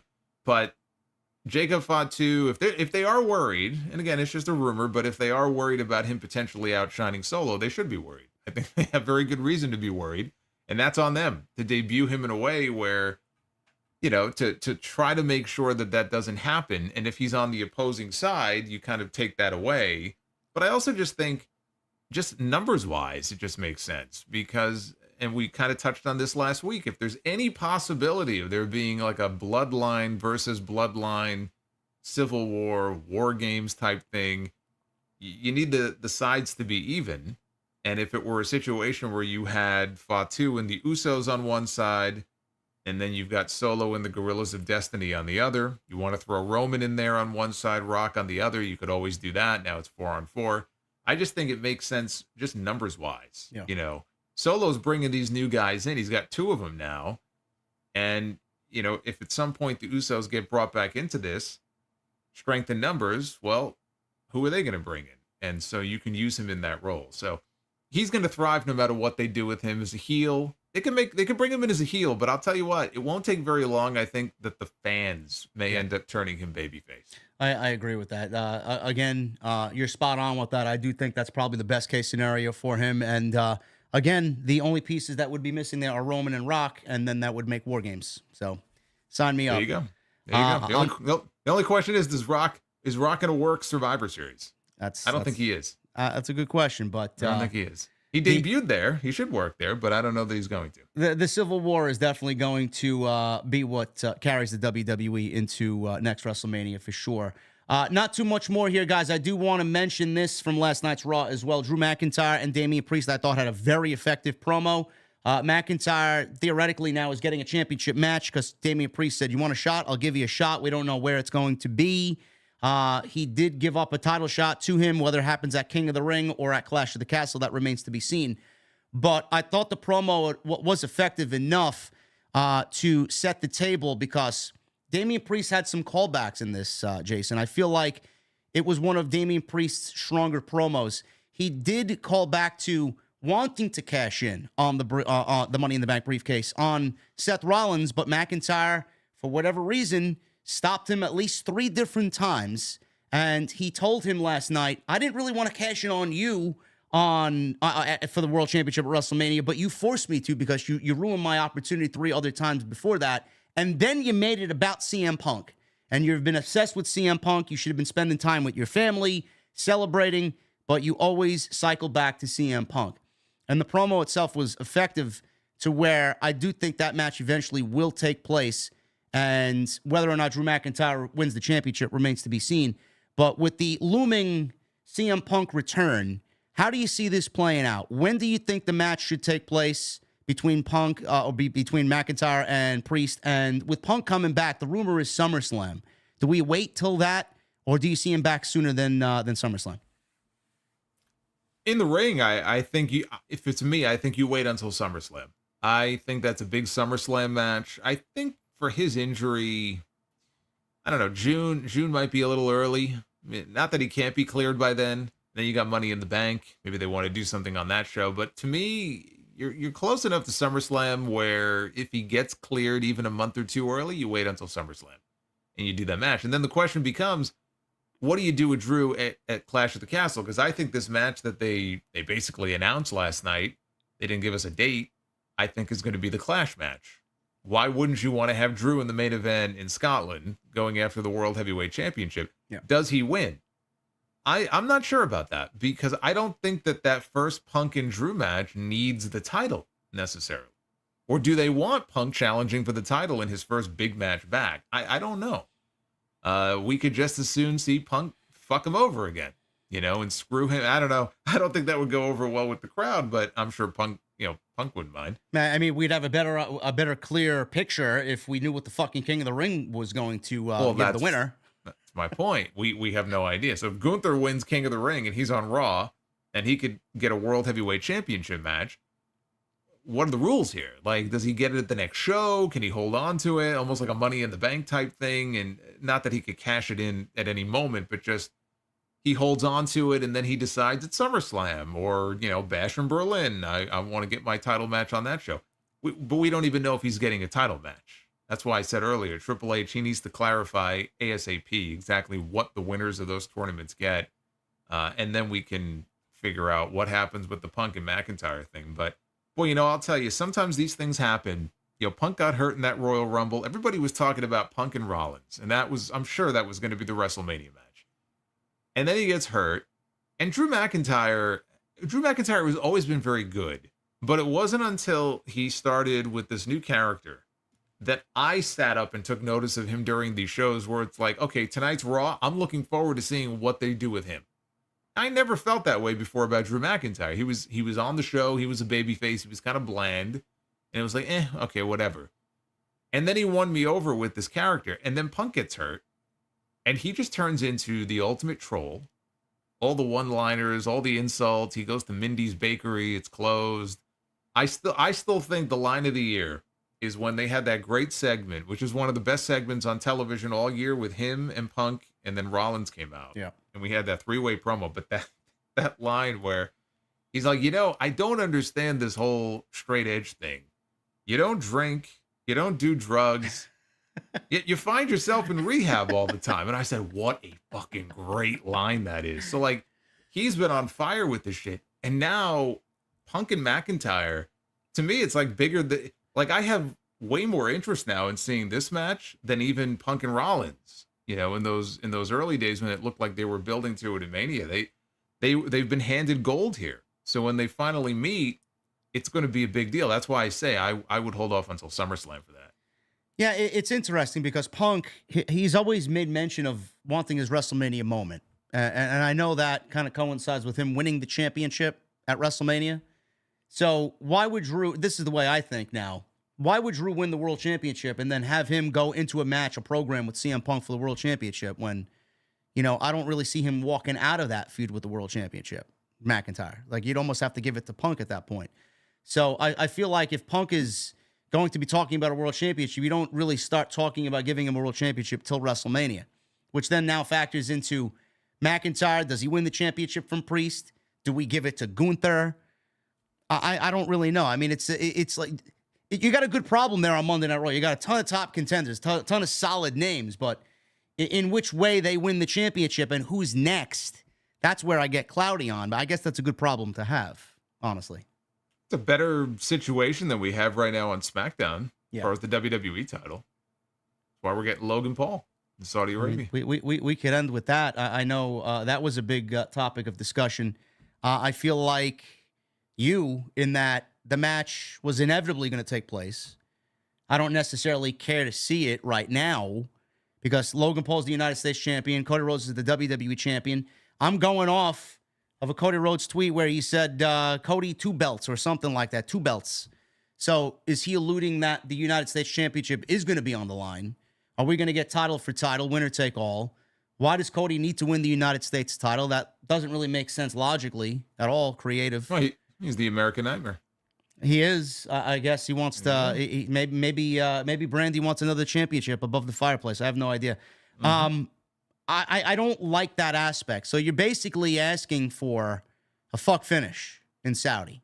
And then the question is, what's the fuck finish? How do we get to a no contest or a situation where Logan is still the champion and Cody's still the champion? How do we get there? I don't know. I don't know what they're going to do because I am of the same opinion that either Cody wins, which I wouldn't do because what the hell does he need the U.S. title for? Or we get some kind of a non-finish just to get them to a second match, and then they could do a second match, but then you're in the same position you were in the first match if you have both titles on the line.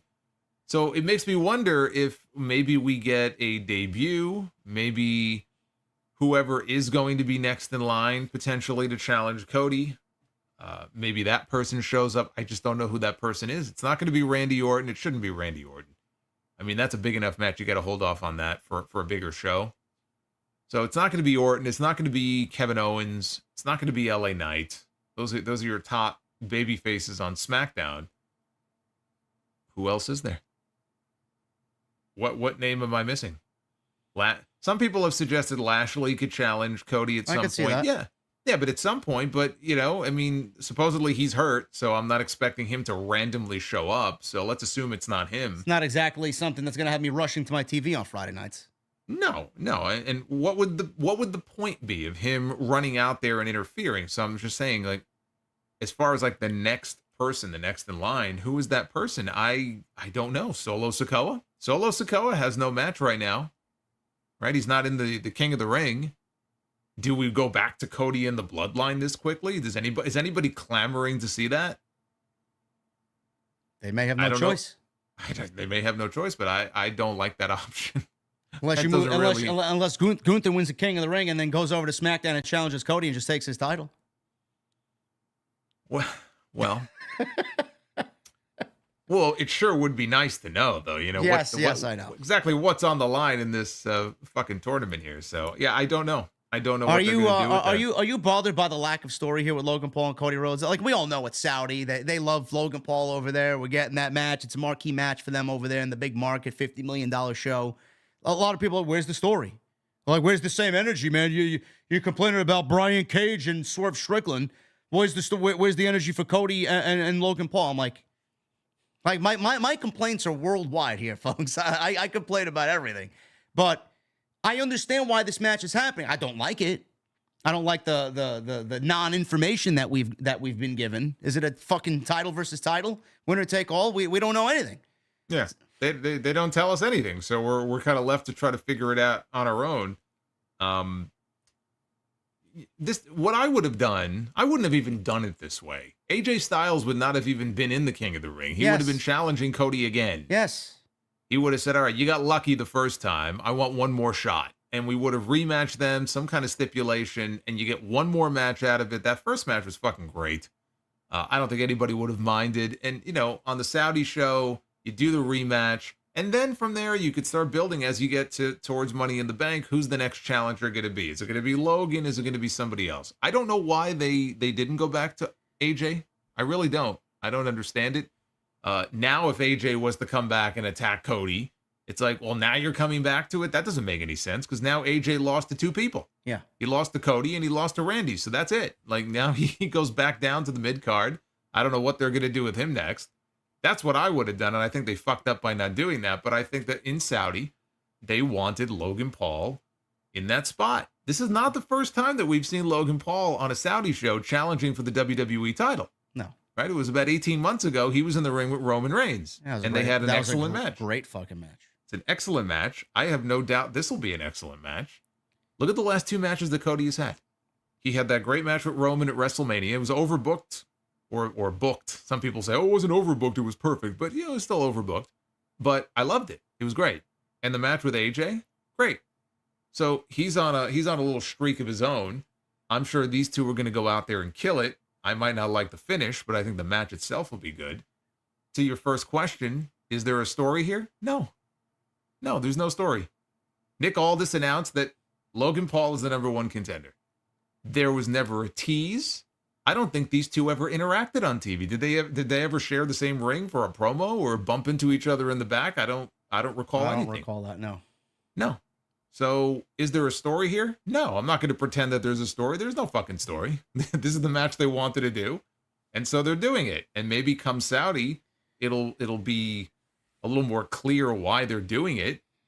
Or it'll be clear that they just needed a match. They just needed an opponent for Cody, and this was the best thing they could come up with, and it'll be forgotten, and then it'll be on to whoever's next. And who that's going to be, I don't know. I don't know who that's going to be. It could be Solo. The problem is, I feel like WWE coming out. And don't get me wrong, Cody being a defending champion and having great matches is a breath of fresh air after Roman not showing up for fucking 80% of the year. So I do. Sidro says Logan Paul Levesque.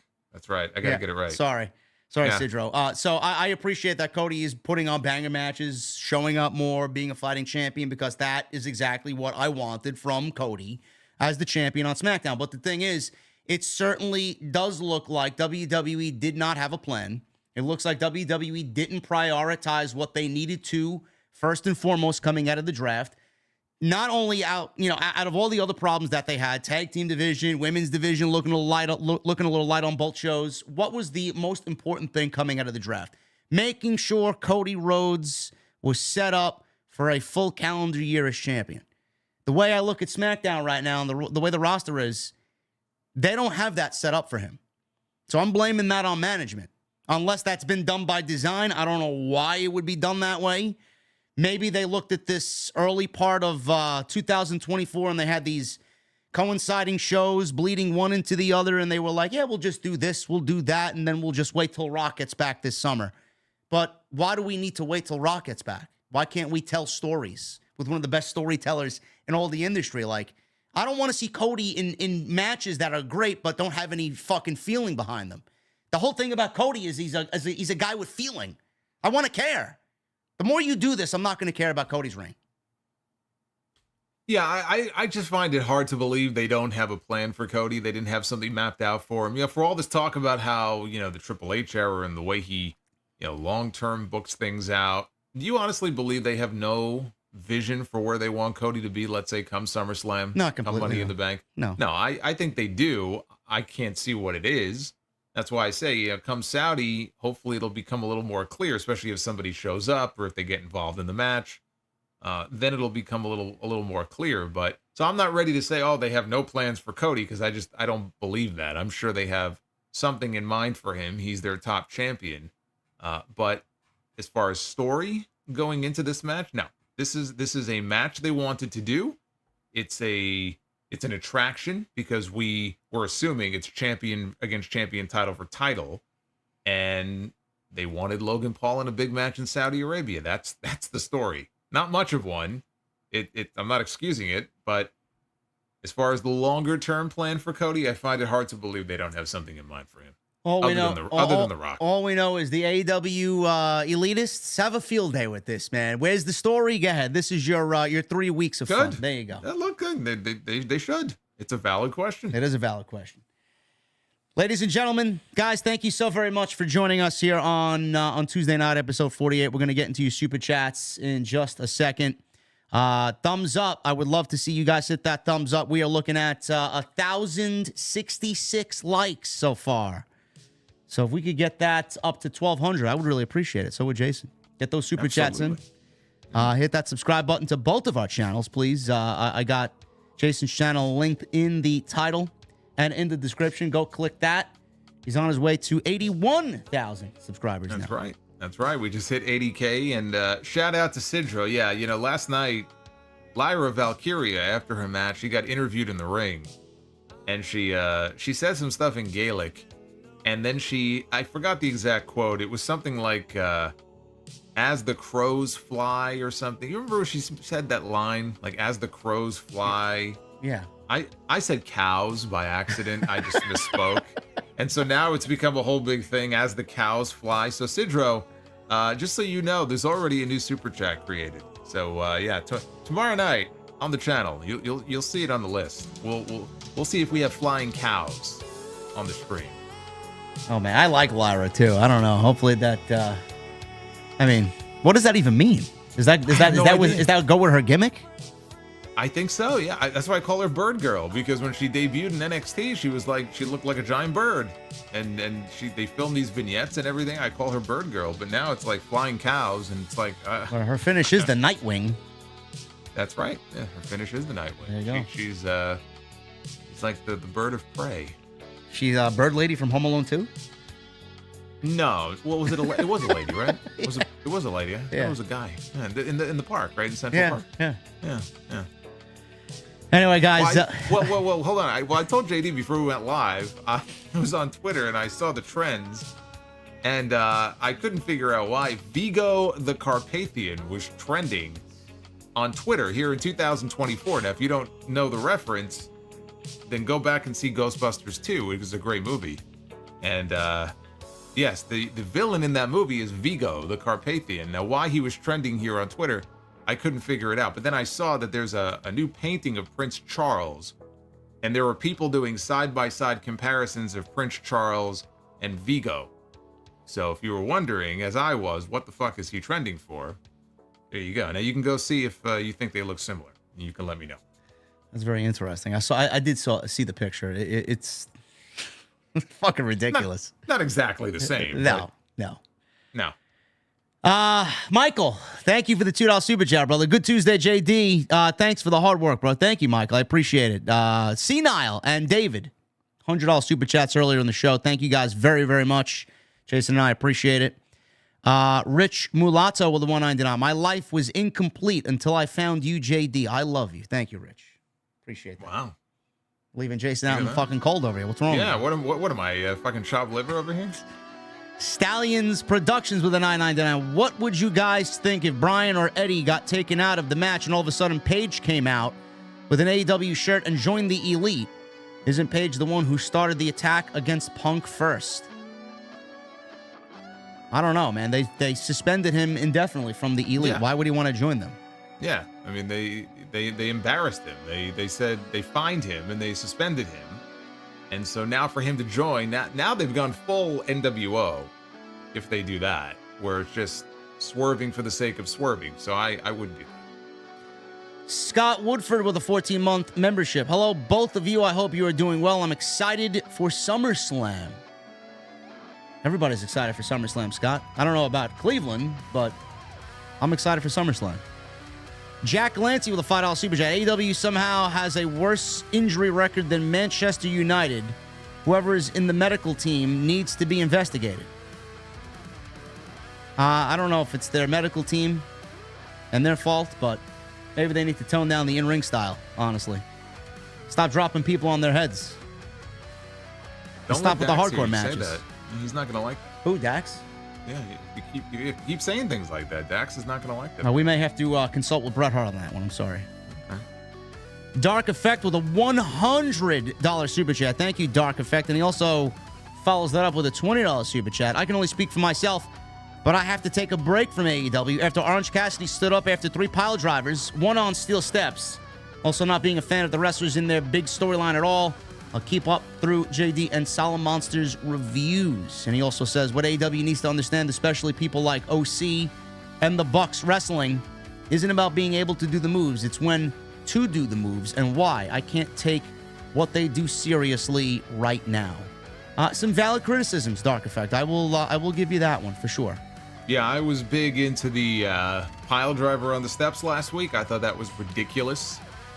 And it took me out of the whole thing that they did there in that opening match with him and Trent last week. I mean, the fact that he would drop the guy on top of the steps, right, which should be, that alone should be like an injury angle, carry this guy out. And then if you remember, he catapulted him up against the beams underneath the ring.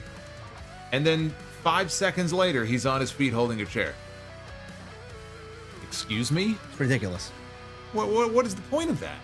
Why even bother doing that in the first place? No idea.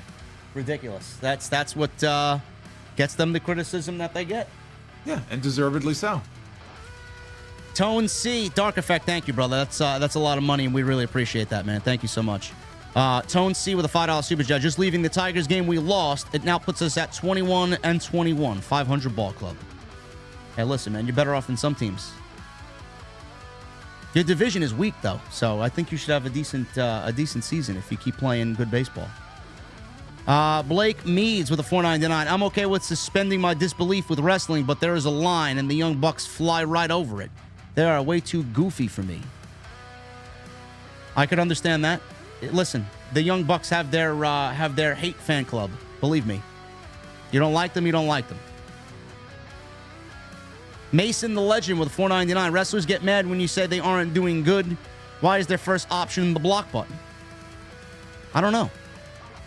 I mean, I don't think Jason doesn't badmouth anybody. I don't know why Dax would block him. I mean, I've been a fan of FTR since their early NXT Black and Gold days. Yeah. Some of my favorite matches ever include FTR. In that company, I think some of the best matches in AEW history involve Dax and Cash. I told Dax personally, one of my favorite matches ever is that tag team match with FTR or the Revival and DIY. Takeover, 2 out of 3 falls. I don't know what I said. It is what it is. Slipper House Extra Extra with a $1.99. Preach, Pastor Solomonster. What's going on, Slipper? Matthew Urban with a $2 super chat. Blackouts Die Rocky Die. Meanwhile, on Family Guy. Listen, man, don't knock the Family Guy humor, man. I'm a big fan of that.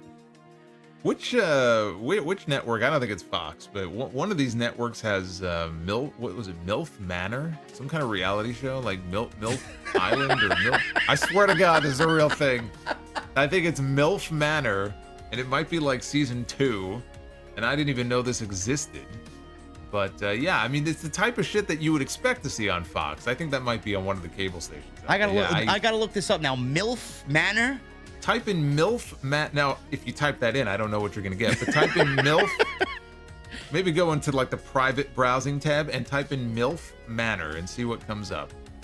I swear to God, it's a real thing. Maybe it's an American reality television series that premiered last January. Okay, here you go. On TLC Network. On TLC, the Learning Channel. Now you can learn all about MILFs on TLC. This is the state of television today. The average age of... Oh my God, look at this. They even got the ages listed of all the MILFs on the show. There's a 60-year-old MILF named April Jane, and she's dating a 23-year-old named Gabriel Jane. No, actually, no, that's her son. I'm sorry.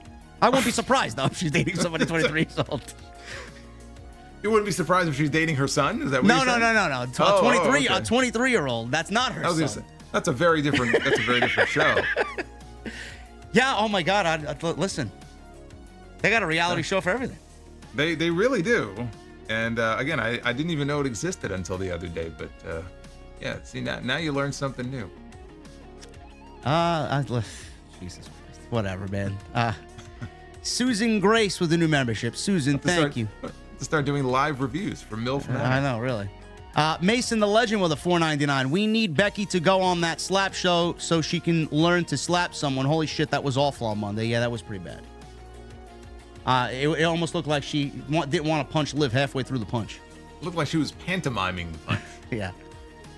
Hunters Hybrid Media with a $2 super chat. Just starting the episode, TNT Legends. Thank you, Hunters.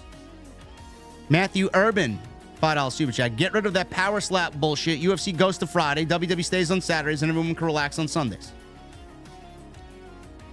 I don't know, man. Unless you're running TKO Holdings, I don't know if that's going to happen. Gold Standard with a 5. Flores WWE is golden. They have fans. What up, Alfredo? Okay. Thank you, Gold Standard. Sidro with a $5 super chat. Hey, JD, I'm bringing back this golden joke for Solomonster to hear. Why did Rikishi become a Chinese food chef? You want to take a stab at that one? I have no idea what the answer is. I don't know. He did it for the wok.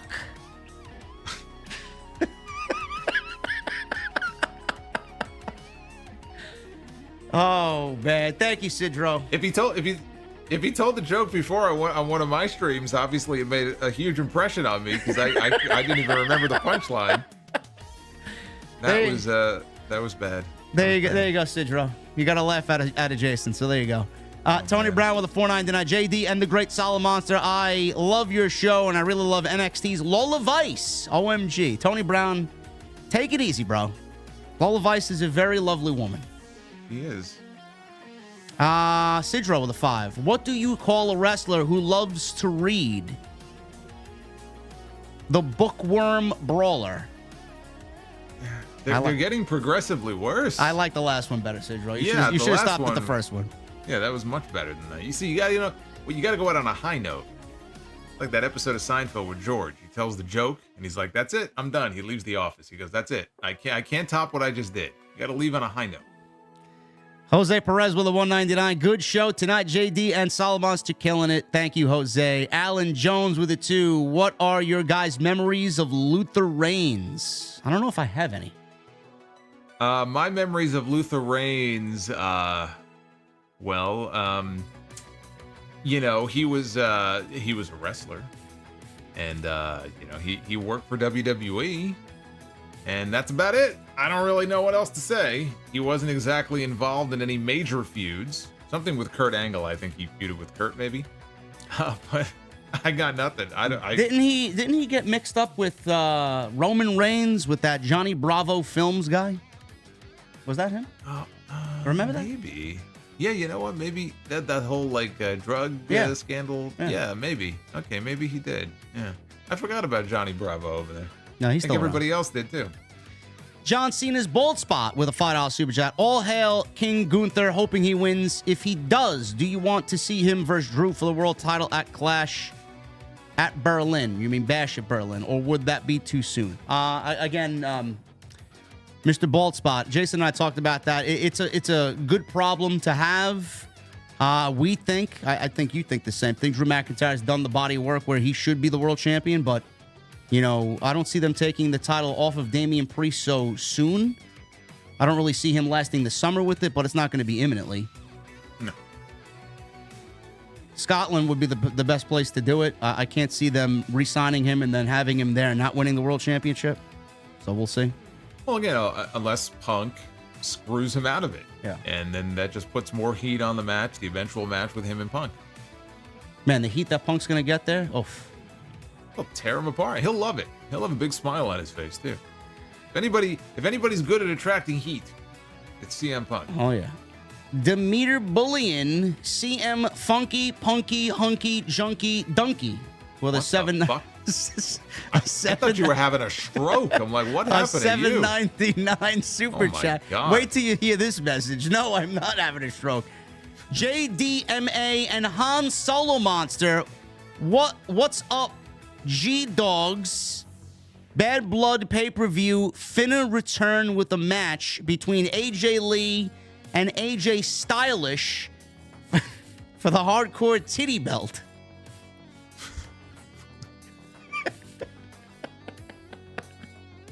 Oh my God, man.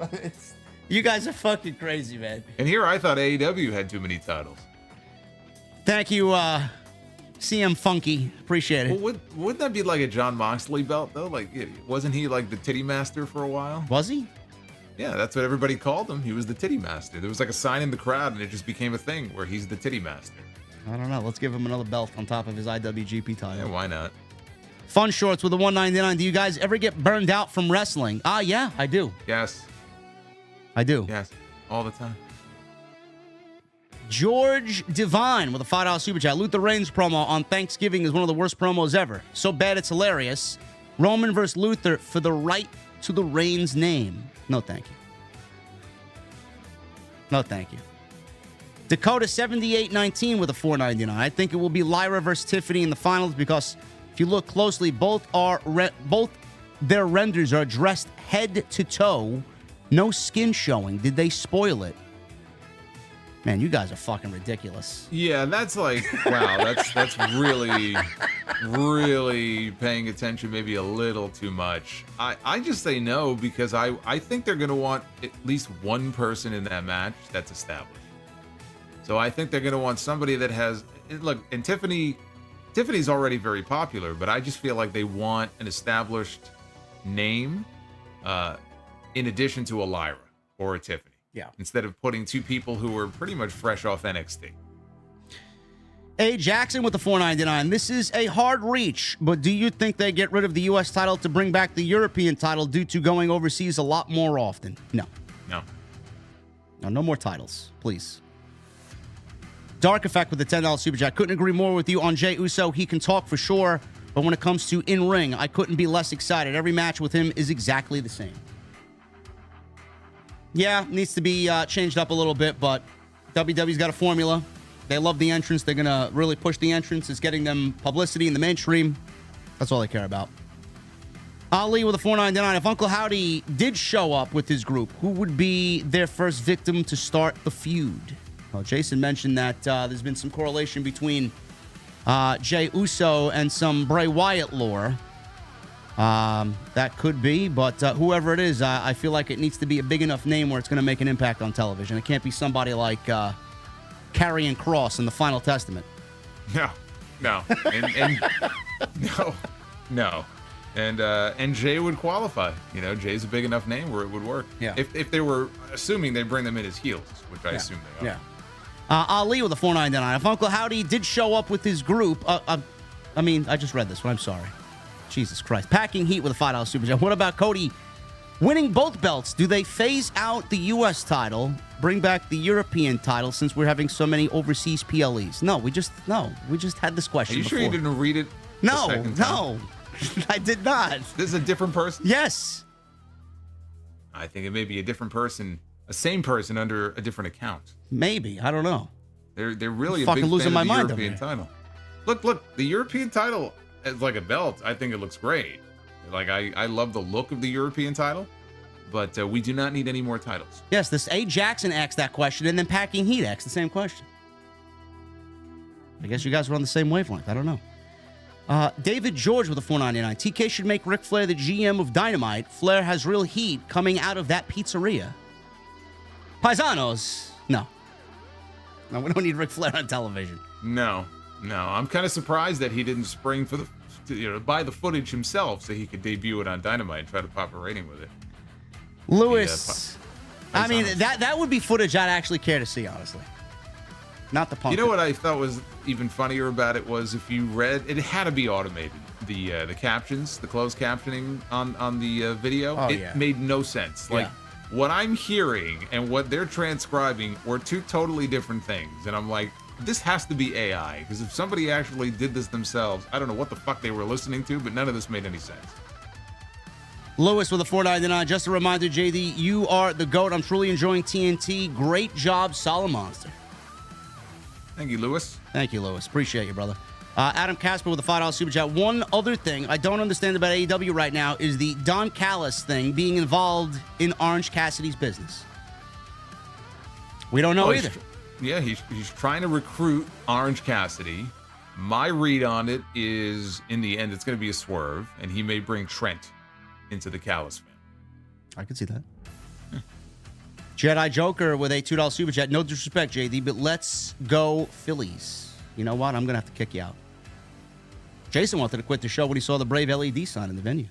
Yeah. I mean, as soon as I saw that, I said, well, you know what?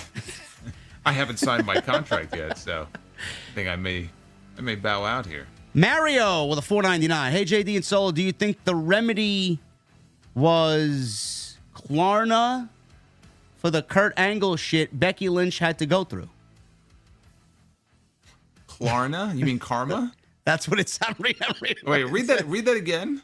Hey, JD and Solo, do you think the remedy was Klarna for Kurt Angle shit Becky Lynch had to go through? That's exactly what it reads as. I have no idea. Mario, I don't know what you're talking about, bro. You got to elaborate a little bit more, please. I have no idea what that's supposed to be. Adam Casper with a $5 super chat. I'm thinking WrestleMania goes to Phoenix in 26, Pittsburgh in 25, gets SummerSlam. Awesome show as always, JD and Solid Monster.